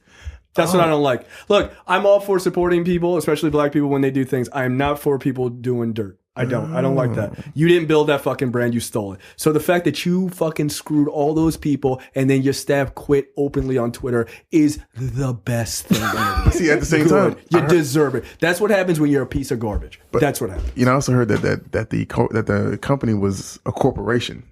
It was labeled a corporation, not just an LLC. So therefore, there's FBI ramifications that come from it. So Set it up in Delaware? What the fuck?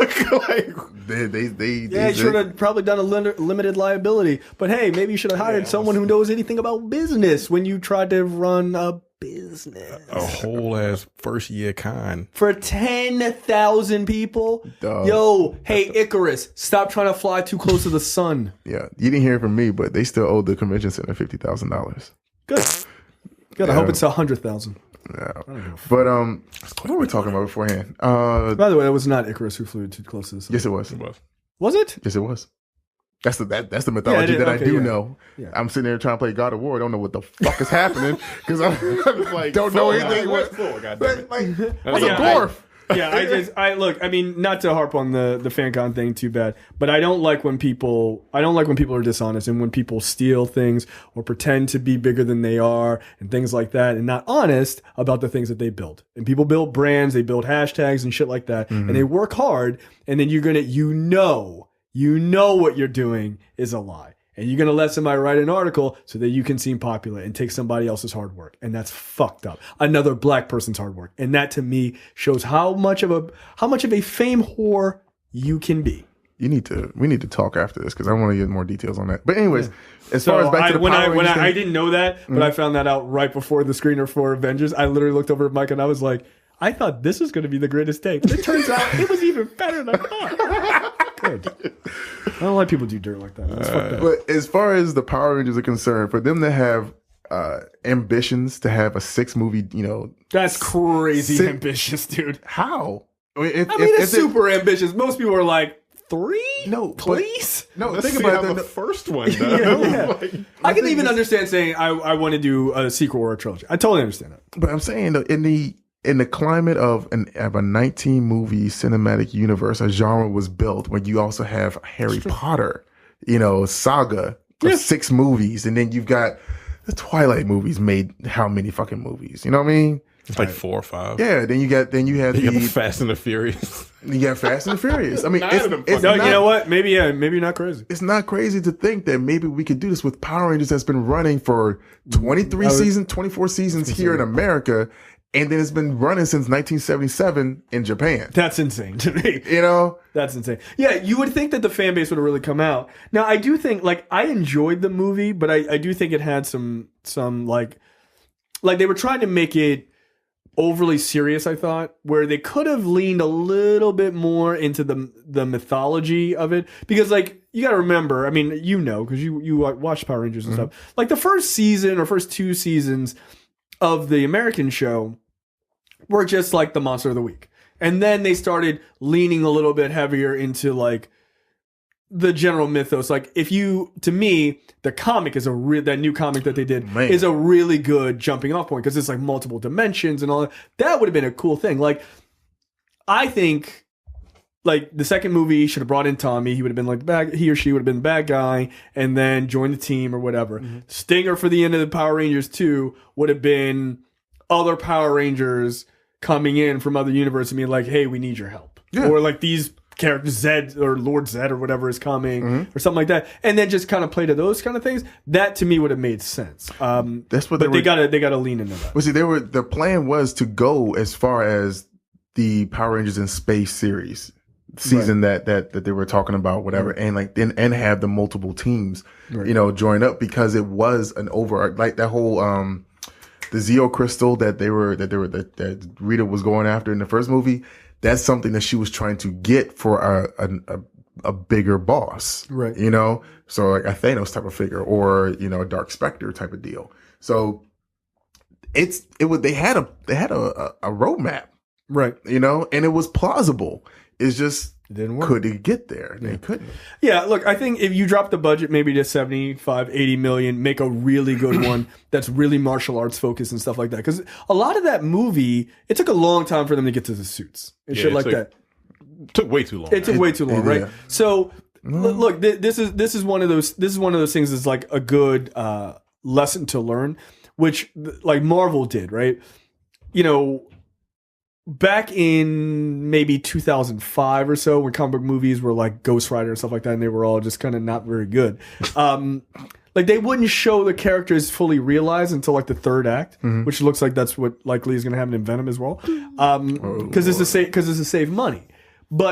And I feel like they try to do that in this one. They were trying to do a logical buildup, right? Like I understood it, but the next one they should be in the suits from the jump. Like really jump right into that universe. Don't wait and get people super involved. And they're like, bam, all right, cool. They're doing like the fucking martial arts and they're taking on the putties. Do all that stuff right off the jump. Maybe have them fight a couple smaller villains, a couple big set pieces in the middle of the movie, and then get to your big villain at the end. So, but that was a lesson I think that the video game genre for movies hasn't learned yet either. Of like, well, we'll wait to get to Lara Croft after she's on the bike messenger thing for a while because we don't want to give you the character right away. No, you got to get right into it because that's when Marvel did that. I mean, I remember when the trailer came out for Iron Man, and I was like, Iron Man? Who the fuck cares about that Mexican hero? Right? Right? It's like, God damn. Dude, whatever. Tony Stark was Mexican. Yes, he was. But his father looks fucking Mexican in goddamn movies. Like he does. He does. Like Buenos noches. But he completely looks different in Winter Soldier. Yeah, he really does. I was like, Civil War. I'm like, wait a minute. Howard Stark. You look at like Howard Stark would not age to look like that. It just wouldn't. That's like ridiculous. Your dad is Tito Puente. Get out of here. But like the thing they did, if you go back and watch the original trailer for Iron Man, the one thing they showed, it was like they put him in the fucking Gen 1 suit. He comes out with the fire and all this other stuff. But the very end of that trailer, they fucking show Iron Man fully realized, and he comes flying to the screen, and they get that fucking close up. You're like, holy shit, it's Iron Man. Like, he looks like the comics, and then he flies off. So it was like, we're not going to wait to show you that at the very end. We're going to give it to you right up front. Because he gets the Iron Man suit in Act 2. Like, really? I mean, it's literally... he was playing with it, which was the fun part of it. Right, like with all the crash scenes and all that stuff. But he gets it pretty early. And they learn... that's the thing. DC didn't learn that. But then, like, later on, I think they kind of figured it out. Still was about that though. Yeah, they went right in, and that's smart. Like you got to just. I really like that fucking movie. I did too. The talk is there's likely an announcement in the next couple of days or weeks that you'll get a sequel soon. So good. He should have 2 movies by now. Yeah. And he's talking, and Henry Cavill made some comment about like the director they're looking at is someone like he's really excited about. I hope it's what's his name who did Mad Max, because that was the talk for a while. The old dude? Yeah, George Miller. What? He was supposed to do Justice League a number of years ago. I don't know. It's not like he can't shoot action. That's true. He can. Next up, Kevin Feige confirms the Eternals are in development over at Marvel. That's funny because I We're done completely I was completely reading about the externals. It was like externals. Yeah. Like, Yeah, okay. That's why this doesn't make any sense to me. So the Eternals are a fictional race of humanity appearing in the American comic books published by Marvel Studios. I'm reading off of Wikipedia. They are described as an offshoot of the evolutionary process that created sentient life on Earth, originally created by Jack Kirby.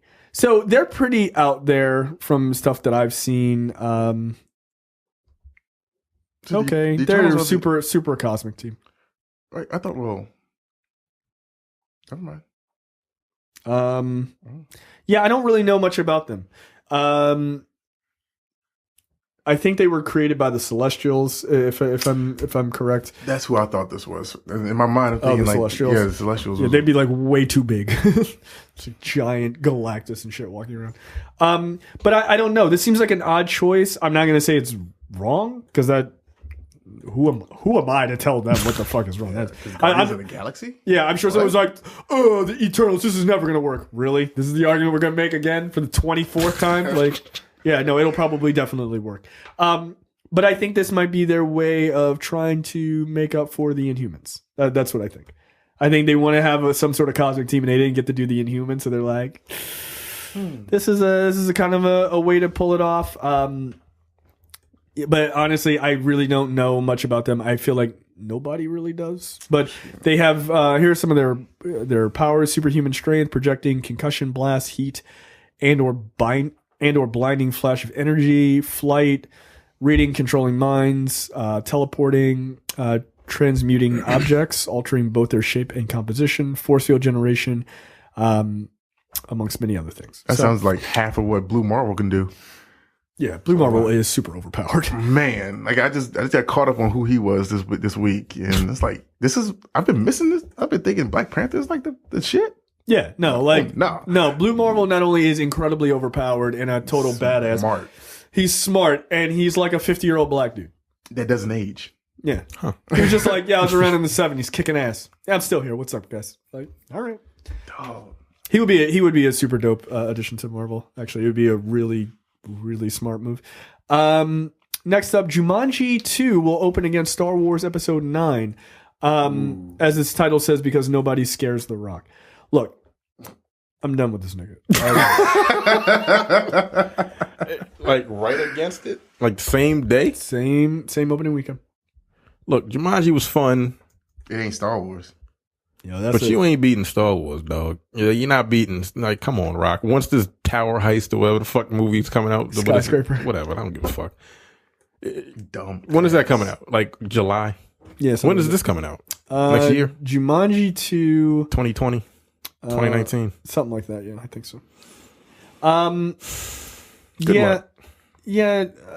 Christmas. Yeah, it's not coming out. December 2019. It's not going to come out. No, as soon as the hype train starts for Star Wars, because that's Disney money.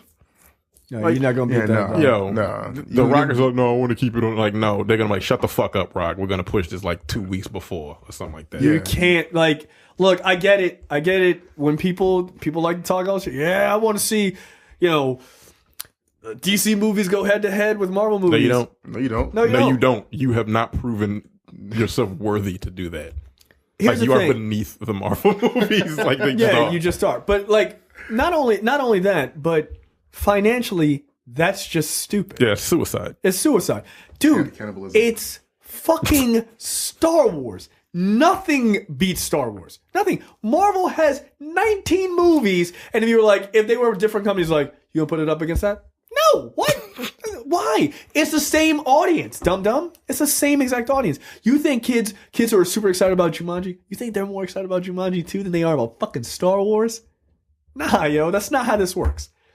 Move your shit out of the way because the juggernaut is coming. Yeah, they're gonna move. He's not gonna this is a bunch of bullshit talk. It's what? I mean, he's the Rock. A year and a half out. He was talking about Shazam, 2 years ago? Nigga, that movie ain't coming out.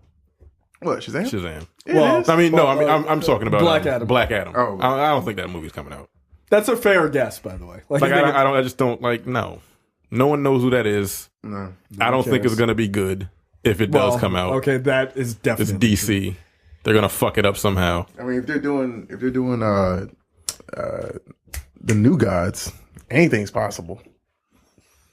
There's a chance. Look, there's a chance that doesn't come Yeah, out. I'm about to say, we'll see. Look, they can't even get back. They can't get Justice League right. They had Batman right at one point in time For fucking 5 minutes. before he started killing people, or after he was killing people. Yeah, they can't get the Avengers. I said the Avengers. They can't get Justice League right. No. How are they gonna get fucking Black Adam? How are you going to get New Gods right? You're not going to get that right. And that's not a slam on Ava DuVernay. That's just just DC. them. So we'll see. Like, they don't know what they're doing. They just don't. Like, we say that shit every week, but like She's at gonna some end up point, leaving.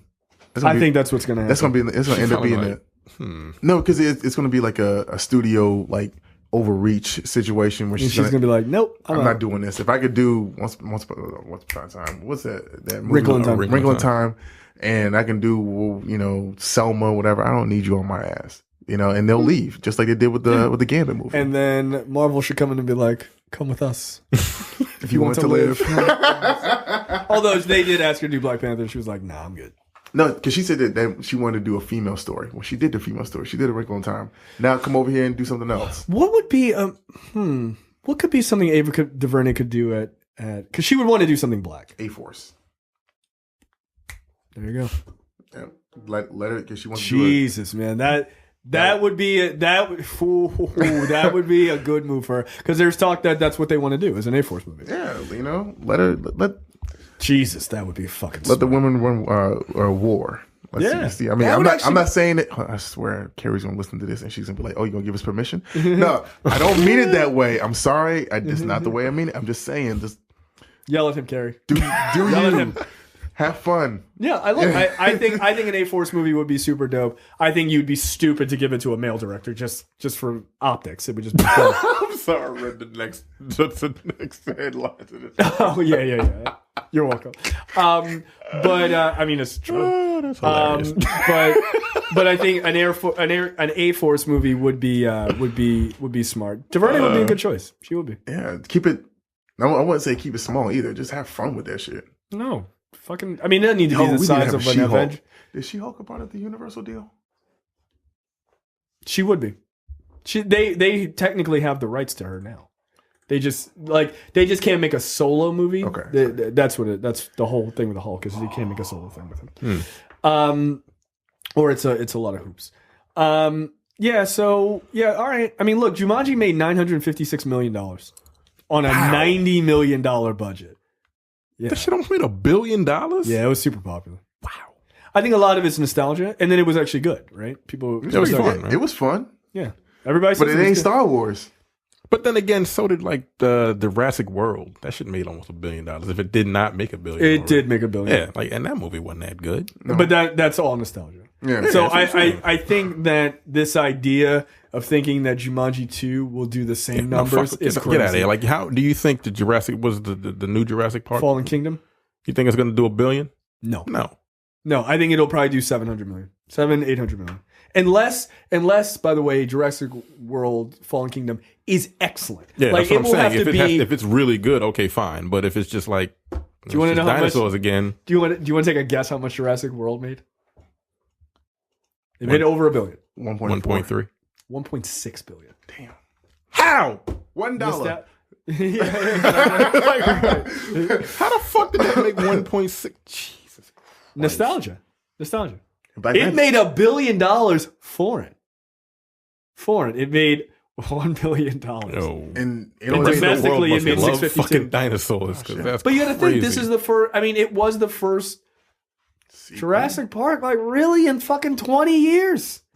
Yeah, but still, people love that. But then, when Black Panther made 1.3 billion, something like that. Something like that. Yeah. But domestically, Black Panther beat it.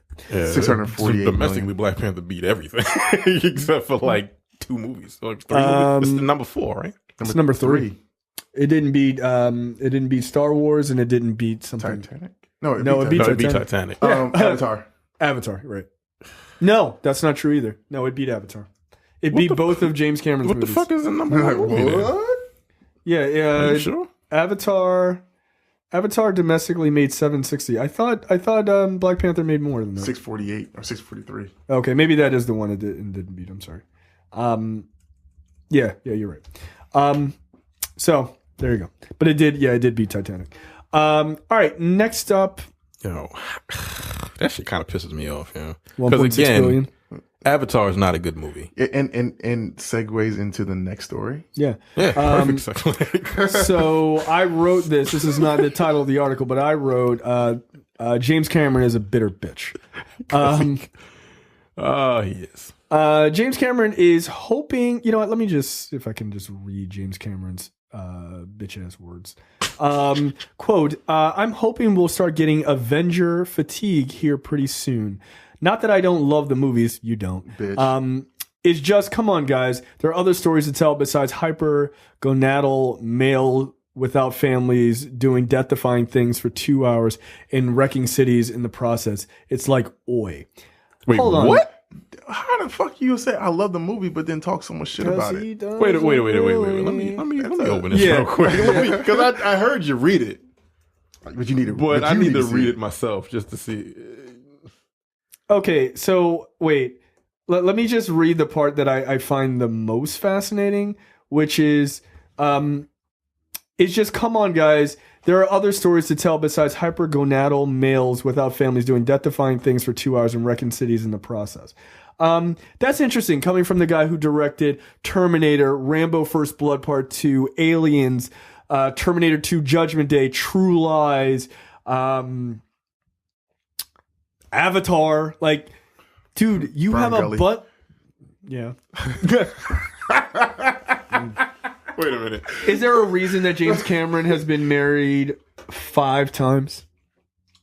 Oh, Jesus Christ, really? Sharon Williams, says he- Gail Hurd, Catherine Bigelow, Linda Hamilton. no, you know what? Now he's married to 'Cause Susie he can Amis. afford it. Yeah.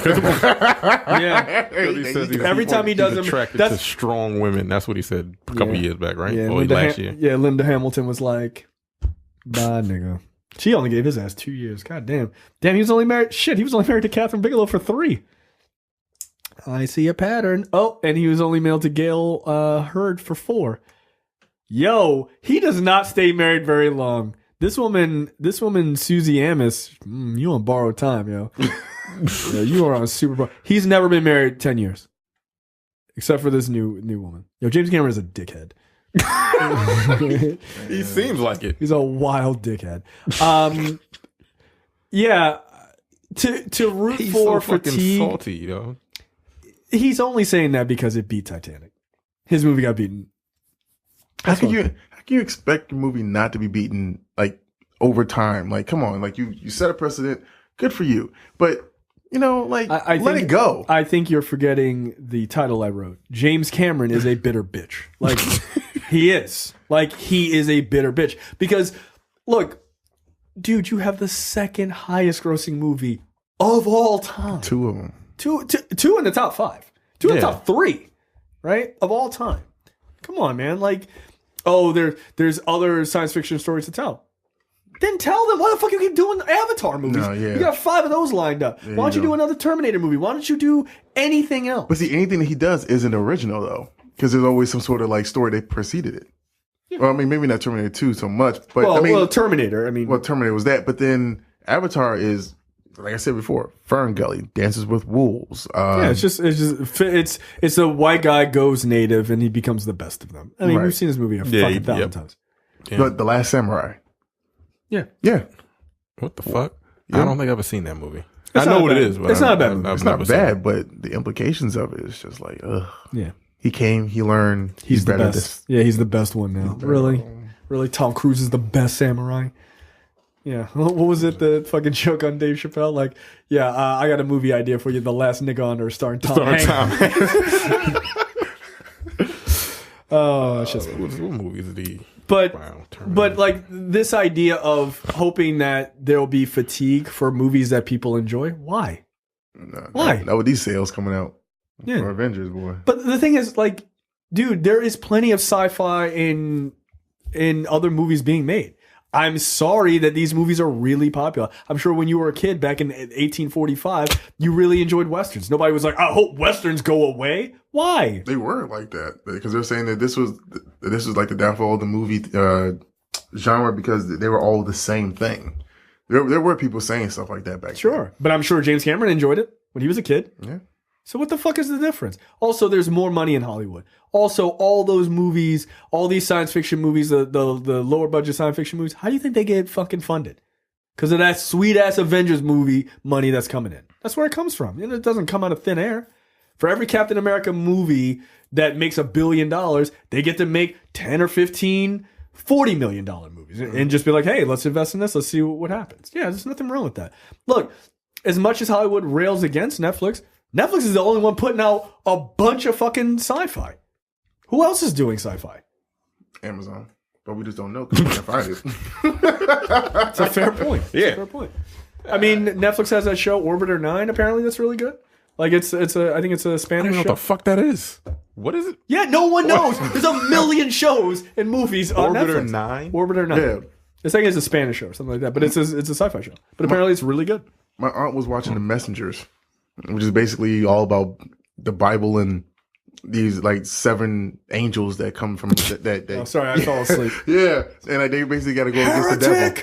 Sorry. I mean, I don't know. There's so much shit on Netflix that you just don't know what's. There's so many things. Because y'all talk about documentaries all the time. I'm like, I skip over that shit. Yeah, that's all I what's watch. I skip over all of that category of that. Yeah, because the thing is, there is so much. So this idea of like these stories aren't being told. No, you're not paying attention to them. There are absolutely stories being told.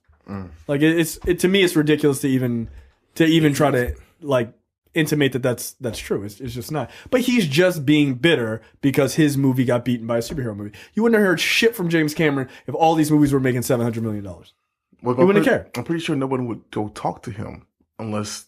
Yeah, you know, they were probably like, hey, your movie just got beat. What do you think? And he was like, fuck those movies. And they were like, all right, cut, print, let's put this shit on the website. Yeah, of course. Look, I mean, I get it, man. You're bitter because your movie you thought would never be beaten or only be beaten by yourself. Yeah, he got his ass kicked. Here's the thing. Avatar 2 is coming out. It had a tentative date of December 18th of 2020. Like, nigga, I'm not waiting for that shit. Yeah. No, it's not a matter of waiting. That's the thing. It's not a matter of waiting for something because nobody's really talking about it. We know it's coming. Yeah. Let's just see what the marketing campaign is going to look like when it hits. Look, by the way, I think that shit's going to fail. Like, Avatar came out in 2009, right? Yes, I believe that is true. Let's see. That was 10. That was 2009. Yeah. Yo, that's 11 years. Nobody cares. Yeah, that's what I'm saying. Like, who gives a fuck at this point? Like, the first of all, the movie's not good. Well, it was like amazing in the theaters because that 3D was amazing. People still cosplaying as the Navi. The Navi. Yeah, they are. Now I will say that's fine, but the movie's not good. Look, I will say this: this is the only way you're going to get people really super amped for this movie. If you do, the talk is that a lot of this is going to take place underwater, like underwater 3D, which is actually really technically impressive, but. The other thing is that they're going to do it in 3D. You're not going to need glasses-less 3D. Now that would be something to see. I'd be like, I want to see what the fuck that is. And I think that's like Avatar. People are like, wow, the 3D is supposed to be kind of amazing. So people really flock to it. But they certainly didn't flock to it for the story. No, they flocked to it. That's the reason why I saw it. Just because they said the 3D was awesome. And it was. But then I'm like, that movie sucks. Yeah, it's not good. Like, it isn't good at all. Like, if you try to go back and watch that without, have you seen it more than once? No. Yeah, exactly. What? No, yeah, how long that bitch was? No, I don't. I don't remember how long it was. Like it at least was. 2 hours and 40 some odd minutes. It was exactly 2 hours and 40 minutes. Yeah. See, I remember shit that I don't like. That's fair. Yeah, I try to block shit I don't like out of my goddamn memory. Because you see here, you're talking about the 3D from 2009. Dread came out in what, 2015? Yeah, that was and that was when you saw that in 3D. You know, when that was cool. That shit was hitting. You know, but okay, and they didn't spend nearly as much money. No, they really did not. Yeah, so I don't know. I'm not impressed by Cameron's comments. I think they come from a place that's just rather shitty. Yeah, he's just being bitter, like you said. He's a bitter bitch. The reason, like you said, the only way his movies are going to make as much as these movies is if, again, the technological breakthrough. It doesn't have to be good. No, and I think and he's that's almost pretty fucking ridiculous. Honestly. I think he's banking on that. But here's the thing. I don't think Disney is, because just keep in mind, this is owned by Fox. So like you talking all this good shit. Yo, you getting ready to be under the same umbrella as Marvel. I wouldn't be talking all that shit because they'd be like, yeah, that's cool. You only make one movie every 10 years. These motherfuckers are bringing in $1 billion every year. So what the fuck you doing for me? That's cool. You made $2 billion. That's great, James. We love it. That was 11 years ago. Yeah, what have you done for me lately? Yeah. Marvel has made, I want to say, $18 billion or some shit like that. Just something outrageous. They've made $18 billion in the time that James Cameron last made a movie. You know what I mean? Like, yeah, actually, yeah. Like over that course. So you can talk all the shit you want right now, but they're kicking your ass and they're making way more money and they have way more popularity. Because yeah, you can go to a con and see people dressed as Na'vi, but go to any con anywhere and everyone is dressed as a Marvel character. Word. So bullshit. Yeah, so like you might want to fucking ease it down. Fuck up. Ease it down, buddy. And by the way, I don't think you're getting 5 Avatar or 6 Avatar movies. No. I think Disney's gonna look at that shit and be like, this is too expensive for what they bring in. Because how quickly is he going to do them? He's talking 2020, 21, 24, and 25. Yeah. Nah, yo. You're not... Like, how many of these are you doing back to back? Because how are you going to keep that fucking schedule? This took 11 years. You better do all that shit in the whatever bathtub you're filming in right now. Now, is he filming now? No. Has he even started yet? No. So all of this technology is That's all is what he's been working on. For 11 fucking years. The technology to film Avatar 2. Mm-hmm. Good job. Yeah. Good luck. Yeah. Look. What's that privilege? It better be amazing. It'll have to be. No, because it'll be one of those movies that you can only go see in 4D, where you have to experience the winds and you gotta fucking sit. They gotta strap you into a chair. Yeah, and fucking have an experience. Yeah, and every time the protagonist gets into a fist fight, a guy just comes and punches you in the mouth. Wow, this 4D is amazing. So hold on, who's going to be in this Sam movie? Worthington is going to be. Are you fucking kidding me? I assume. Well, he worked for him the last time. No, what? I feel like you haven't seen that movie in a long time. When you say he worked for him, do you mean like he got a check because he was in the movie, or there's $1 billion behind Sam Worthington's work? Like that's more money than something. $2 billion. There's $1 billion behind Vin Diesel. I'll take Vin Diesel. There's $1 billion. Yeah, behind. the same man that made the Witch Hunter. All right. Yeah, I didn't see that movie. You know, here's the thing: no one did. Yeah, no, I saw it for free. Okay, I was gonna say there's no way you paid to see that movie. But you know what it reminded me of? Trash? No, the Warlock movies from back in the day. Oh wow! Yeah, yes, I do remember this. You got buried in the salt fields and shit. Like, you remember those like horror movies? The Warlock? Yeah. Nah. Yeah. Even I remember those. I was terrified as a kid. 'Cause I'm also a bitch. Damn, that's right. Sam Worthington was in $1 billion movie. A $2 billion movie. $2 billion movie. Okay. That's gross. Yeah. All right. thenerdpocalypse.com/premium. Make sure you sign up. It's $5 a month or $50 for the full year. Guys, I want to apologize to the premium members. We have not done a No Time to Bleed. So I'm trying to shoot for not this weekend, but next weekend to get that done. So hopefully, if I can convince these guys, if I can round everybody up, I'd like to do 2. So to get them out. So I do apologize. Our schedules are just really nuts right now.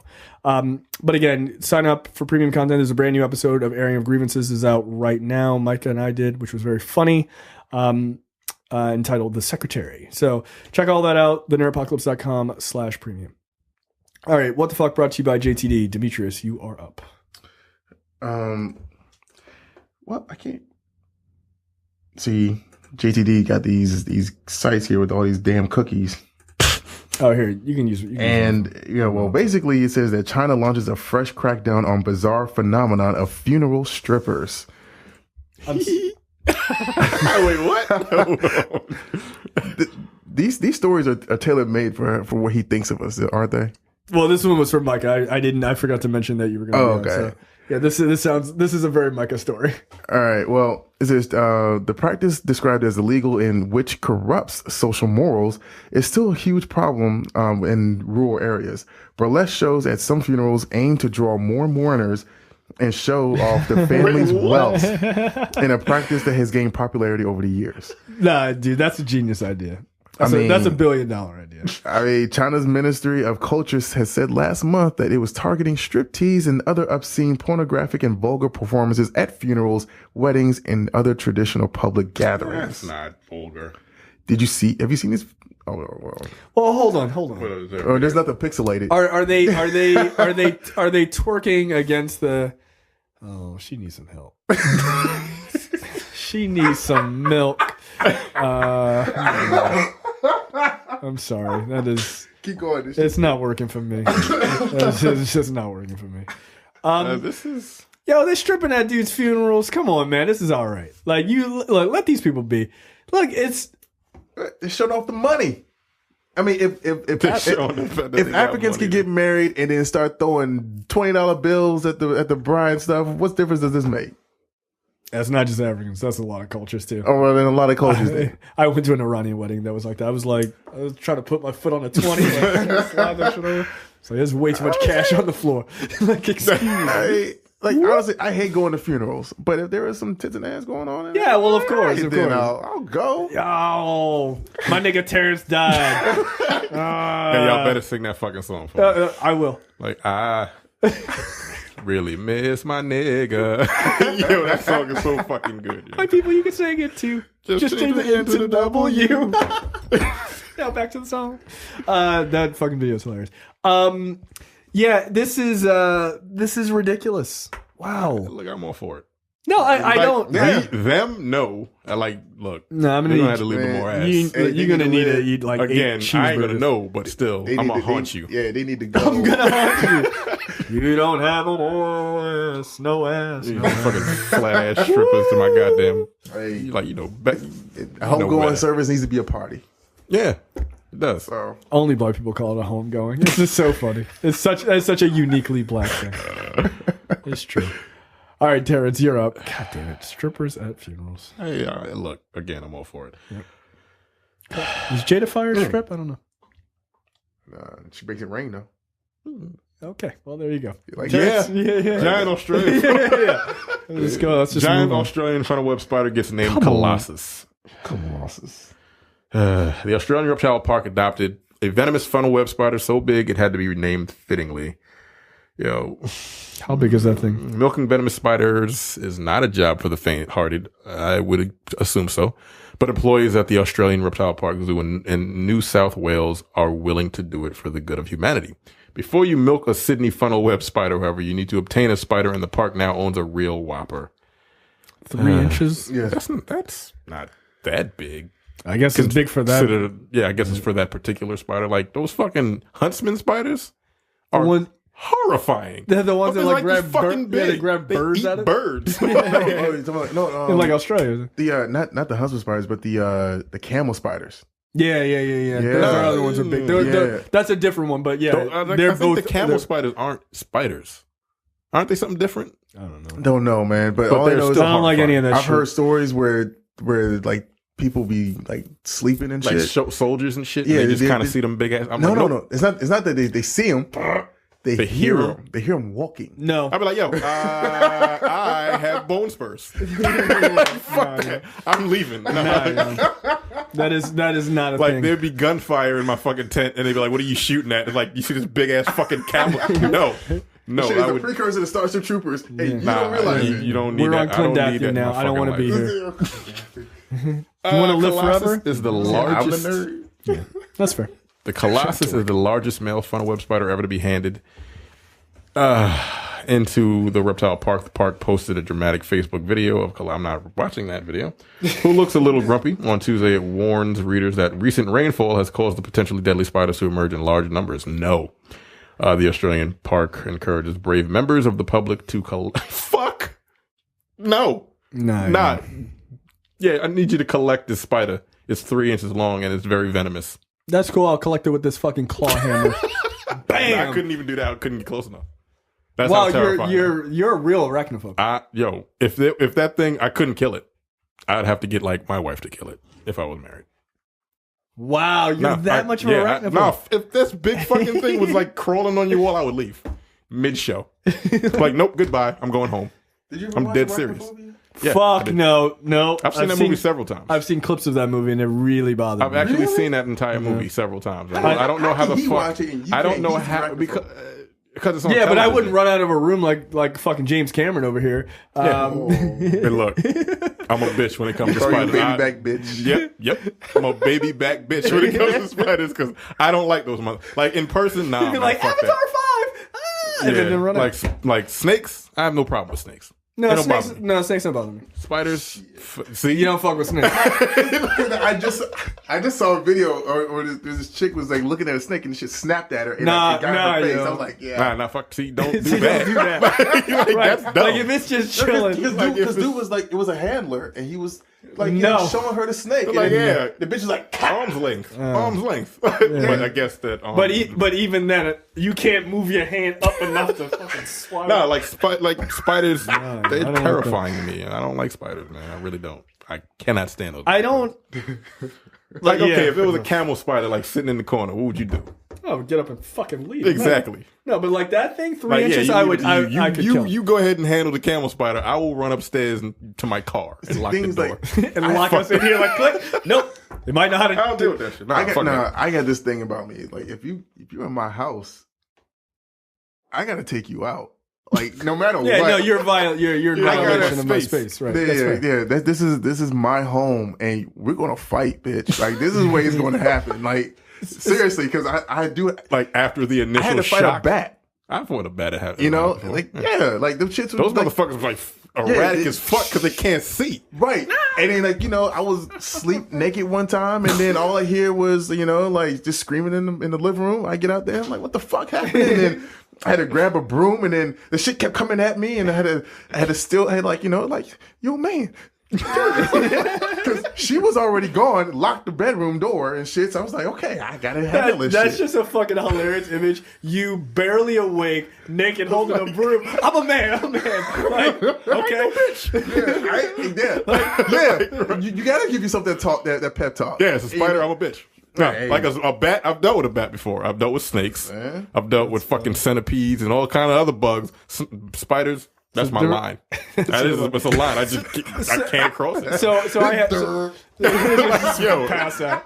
So I had a friend. So I had a friend who had like this garage. He bought this house, and it had this old garage in the back, and not like a traditional garage. It was like a weird like metal tin sort of detached garage of sorts behind his house, and he had this is in Baltimore City, and he had like a rat in the fucking garage, like a rat's nest or something, but there was just like one big fucking rat in there. Yeah, rats don't even bother me. I don't like rats. They like, I don't care for them, but I wouldn't super freak out because I live in Baltimore. I've seen them, right? And this rat apparently was like pretty fucking big, right? Like size of a small cat, maybe. It's a fucking right. So he's like, "Yo, I gotta kill this fucking rat." He like locks it in there. He goes into his house. He puts on fucking old jeans. He duct taped Tim's and shit. Yeah, he did. He had Tim's on. He duct taped like the bottom of the jeans so he couldn't get up his leg. And like duct taped on both sides. Put on a sweatshirt. Duct taped up like everything. Put on like he had goggles and fucking like bike helmet on and shit. He went out there with a fucking baseball bat and he goes out there to fucking kill it. Like he hits it with a broom and it runs out. And he goes to hit it with the bat and he fucking misses. And I guess it like ran at him and he hit it again with the broom and it like flew in the air and then he fucking kicked it against the wall and killed it. And he was like, yes! But he looked like an absolute crazy person. He was a child of the 80s who had to get ready for war. He was like literally... He fucking commandos. He was like, nah, fuck montage. That. Yeah, like, nah, fuck that. A broom and a bat. It's like, and I'm ready. He stepped through the door. It was like out of a fucking movie, dude. So crazy. That is funny. Super crazy. All right, my story. A brave scientist, I would argue brave is not the word I'd use, grew a maggot inside his skin. No. What? No. Yep. Why did he do that? Inside. So it's like a tapeworm that just say, "Hey, I'm here with you. I'm your See, symbiote." Yo, don't do that. Like, please. Symbiote. Symbiote. Doctor traveled to Belize in 2014. He found himself riddled with tiny parasites and had taken up residence under the surface of his skin. You should have just blown your brains out. Called human botflies. Nope. I know what those are, and I'm not watching the video. I know exactly. I'm not clicking that video. Absolutely I know not. what a botfly is, and it's a bane of humanity. These tiny parasites, don't you dare show that video to me. I will smack that phone right out of your hand. These tiny parasites had made their way inside. They're like really fucking disgusting. Yeah, they made inside some bites he had. Botfly eggs are so small they actually laid on top of a mosquito when the mosquito is surrounded by a person's body heat. As they feed, they cause the eggs to drop off onto the flesh. Once inside, the larvae will grow fat inside the soft protective layer of their new host. All right, I'm done. This is fucking it's like literally revolting. So that happened to that guy and he died or didn't die. I don't know. I'm not reading anymore. Trailers this week. I cannot. Yeah, I've seen videos about. I have as well. When they pull it and they're pulling them out of fucking people's bodies. They're fucking disgusting. Yeah, nah, fuck that noise. Just kill yourself. I just drank bleach.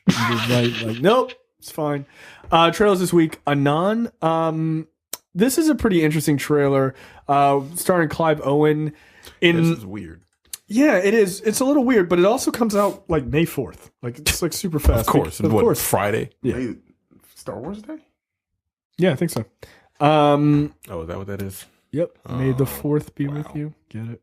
But the idea is like in the future, people can hack your brain so that you can see things that are not there or remove things that are there. And this woman who is considered an editor, Clive Owen is trying to protect her, and because all of her clients who she does this like life editing for are ending up dead, and so someone's trying to kill them. But it's got some really cool scenes in the trailer. Like he thinks he's on a train holding a gun, but he's not actually on the train. He's standing next to the subway, and the train actually hits him. He's sitting at traffic, and the car tells him like, "Oh, okay, the traffic's clear, you're good to go." Then he drives out, and it's like there's just a ton of traffic, and he just gets into a fucking massive accident. But somebody's trying to kill him. So I don't know. It's good to see Clive Owen in things because I like Clive Owen a lot. Yeah. I haven't seen that show, The Nick, but I hear he's really, really good in it. The Nick, really on Fox? No, The Nick on I think it's Showtime or Cinemax, where he plays a doctor in like the 1930s. He's on regular TV. Yeah, no, Clive Owen's a really, really good actor. He hasn't been in anything like major in quite some time. No, he's one of those low key actors. Yeah, but he does good work though. Yeah. Next up, the trailer for another Netflix movie. The trailer for Cargo. This is this is disgusting.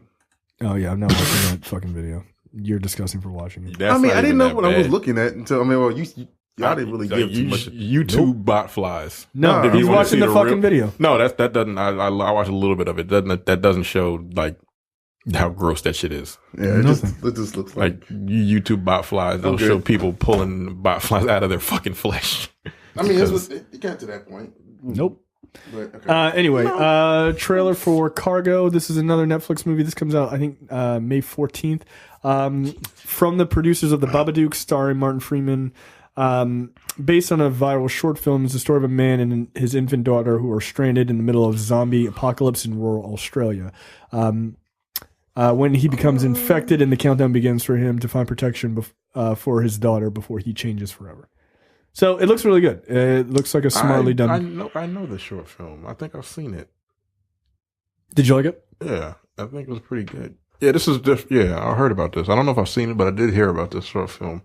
I didn't know they were making it into a movie though. Yep. With Martin Freeman. That's pretty cool. Yeah. Telling you again, hey, nobody's doing any science fiction. I just showed you two. So okay. Last but certainly not least, before we get out of here. Okay, that's fair. The trailer for Sony's generic movie Upset Man. I don't know. Venom. Look, Micah's not here, so I can't get his thoughts on this. Exactly, we did talk about this a little bit the other day. But I'll quote him. This doesn't look good. This doesn't look good at all. No, this doesn't. I'm not impressed by this at all. I think it is a better trailer than the first teaser trailer for Venom. Not saying much. No, it is not saying anything at all. I think Tom Hardy's voice just sounds weird. He doesn't look like a real journalist. They say symbiote, which is weird. There's no Spider-Man. There's no Spider-Man in it. What? The CGI looks terrible. Everyone kept comparing it to Spawn. I'm like, come on, really? You gotta do my dude like that? Well, Spawn. Look, I mean, Spawn that came was out in 1996. Though. 7. It came out in 1997, 6, and it did same. as well as it possibly could. God damn it, leave Spawn alone. No, I think that Spawn looked better. Thank you. Shit. Like the way that scene that people keep showing of like What is Spawn's the- mask forming over him. I think it looks better. That was than this. 97. Yeah, it looks better. This is 2018. Yeah. Now Because it's like a dark shadow over this dude's face or whatever as he just sinks into the symbiote. And in the Spawn thing, like you can see the texture between the chains and all that stuff. Man, don't compare it to my dude. Like, okay. My dude. Like, Yeah, this just doesn't look entertaining. It looks really lame. It just looks really fucking it looks generic. nothing different than what we're talking about as far as Prototype. Because we played Prototype. It you looks know? animated.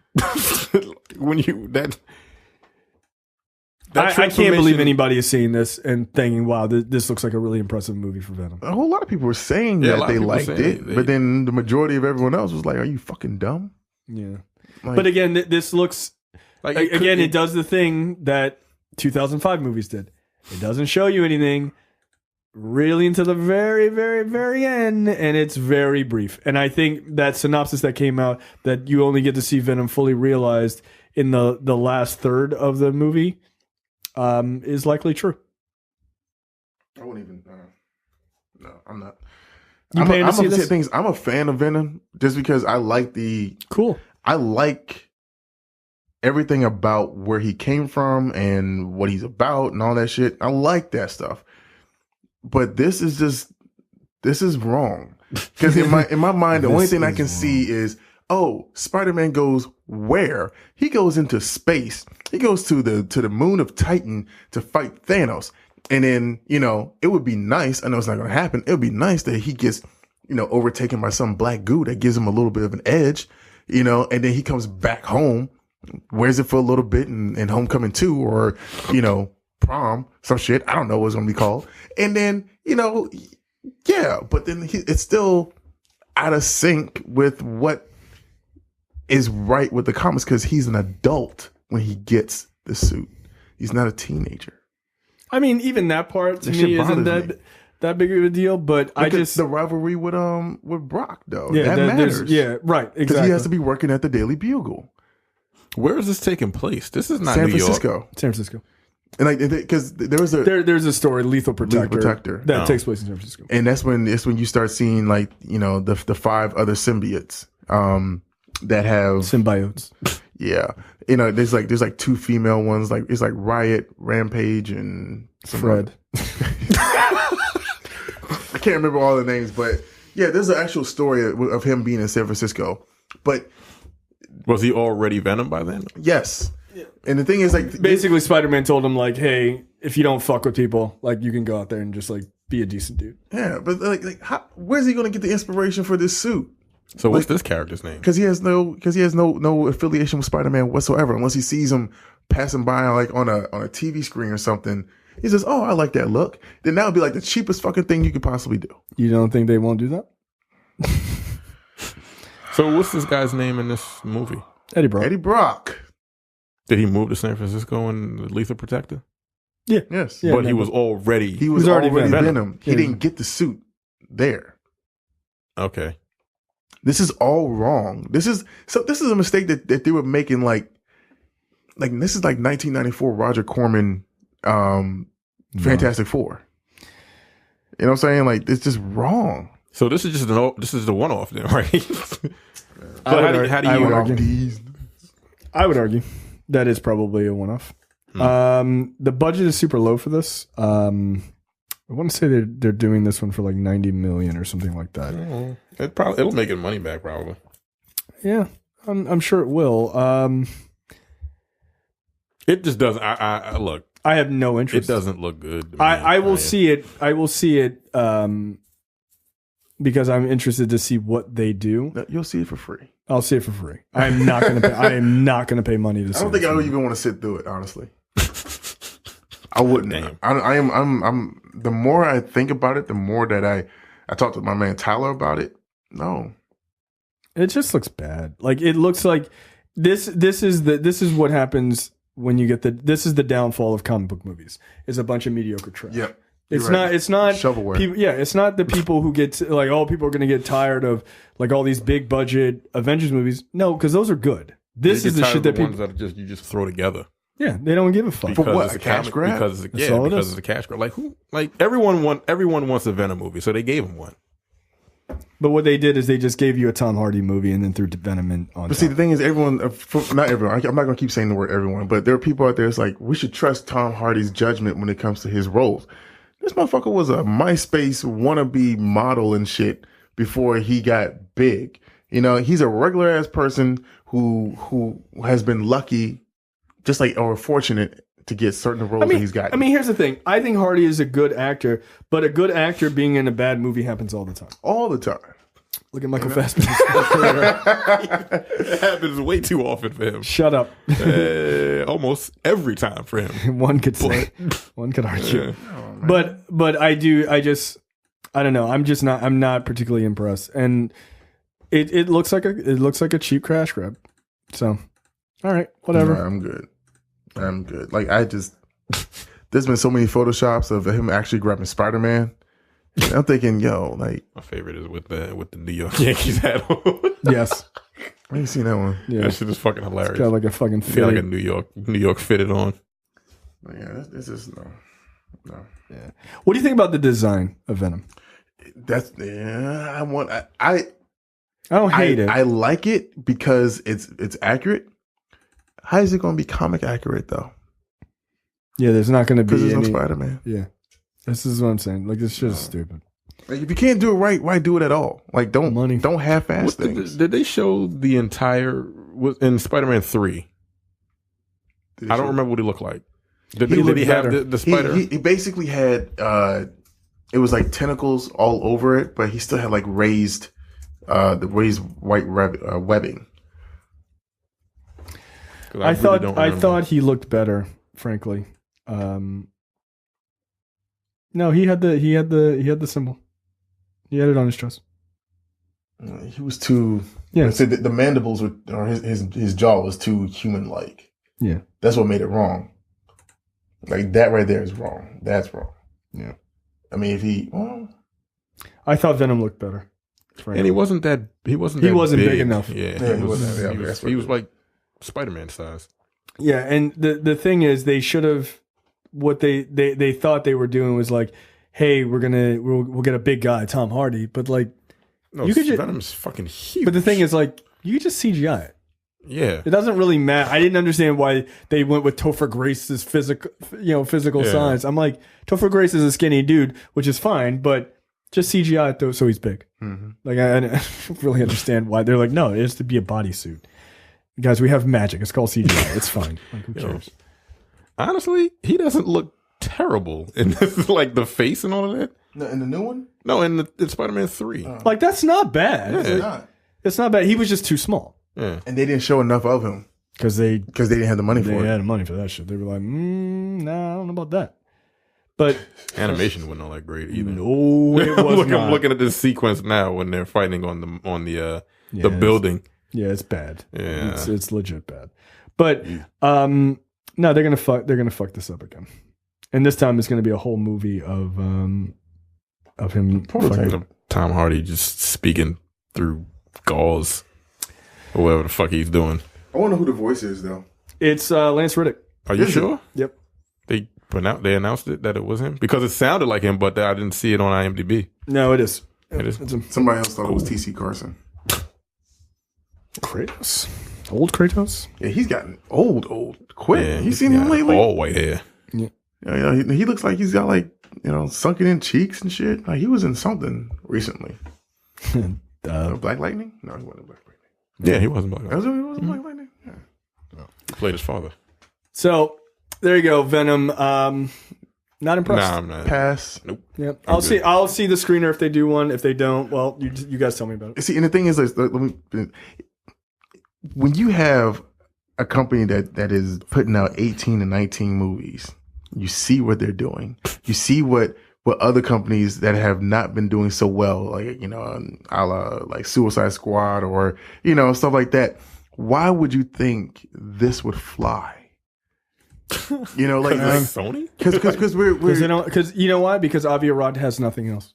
He doesn't have anything else. They won't let him do Spider-Man, so he's like, "Fine, I want to do Venom." That's it. I remember a time when he said that he didn't think that there needed to be a collaboration between any other studios or whatever, because that's when you run out of stories. 5 years later, here comes Spider-Man: Homecoming. Yeah, because they were like, "You're gonna do it, or you're fired," and he was just like, "I don't want to lose my job." So yeah, money talks. So bullshit walks. All right, guys, that is it for us. We will see you guys next time. Take it easy. Holla. Bye.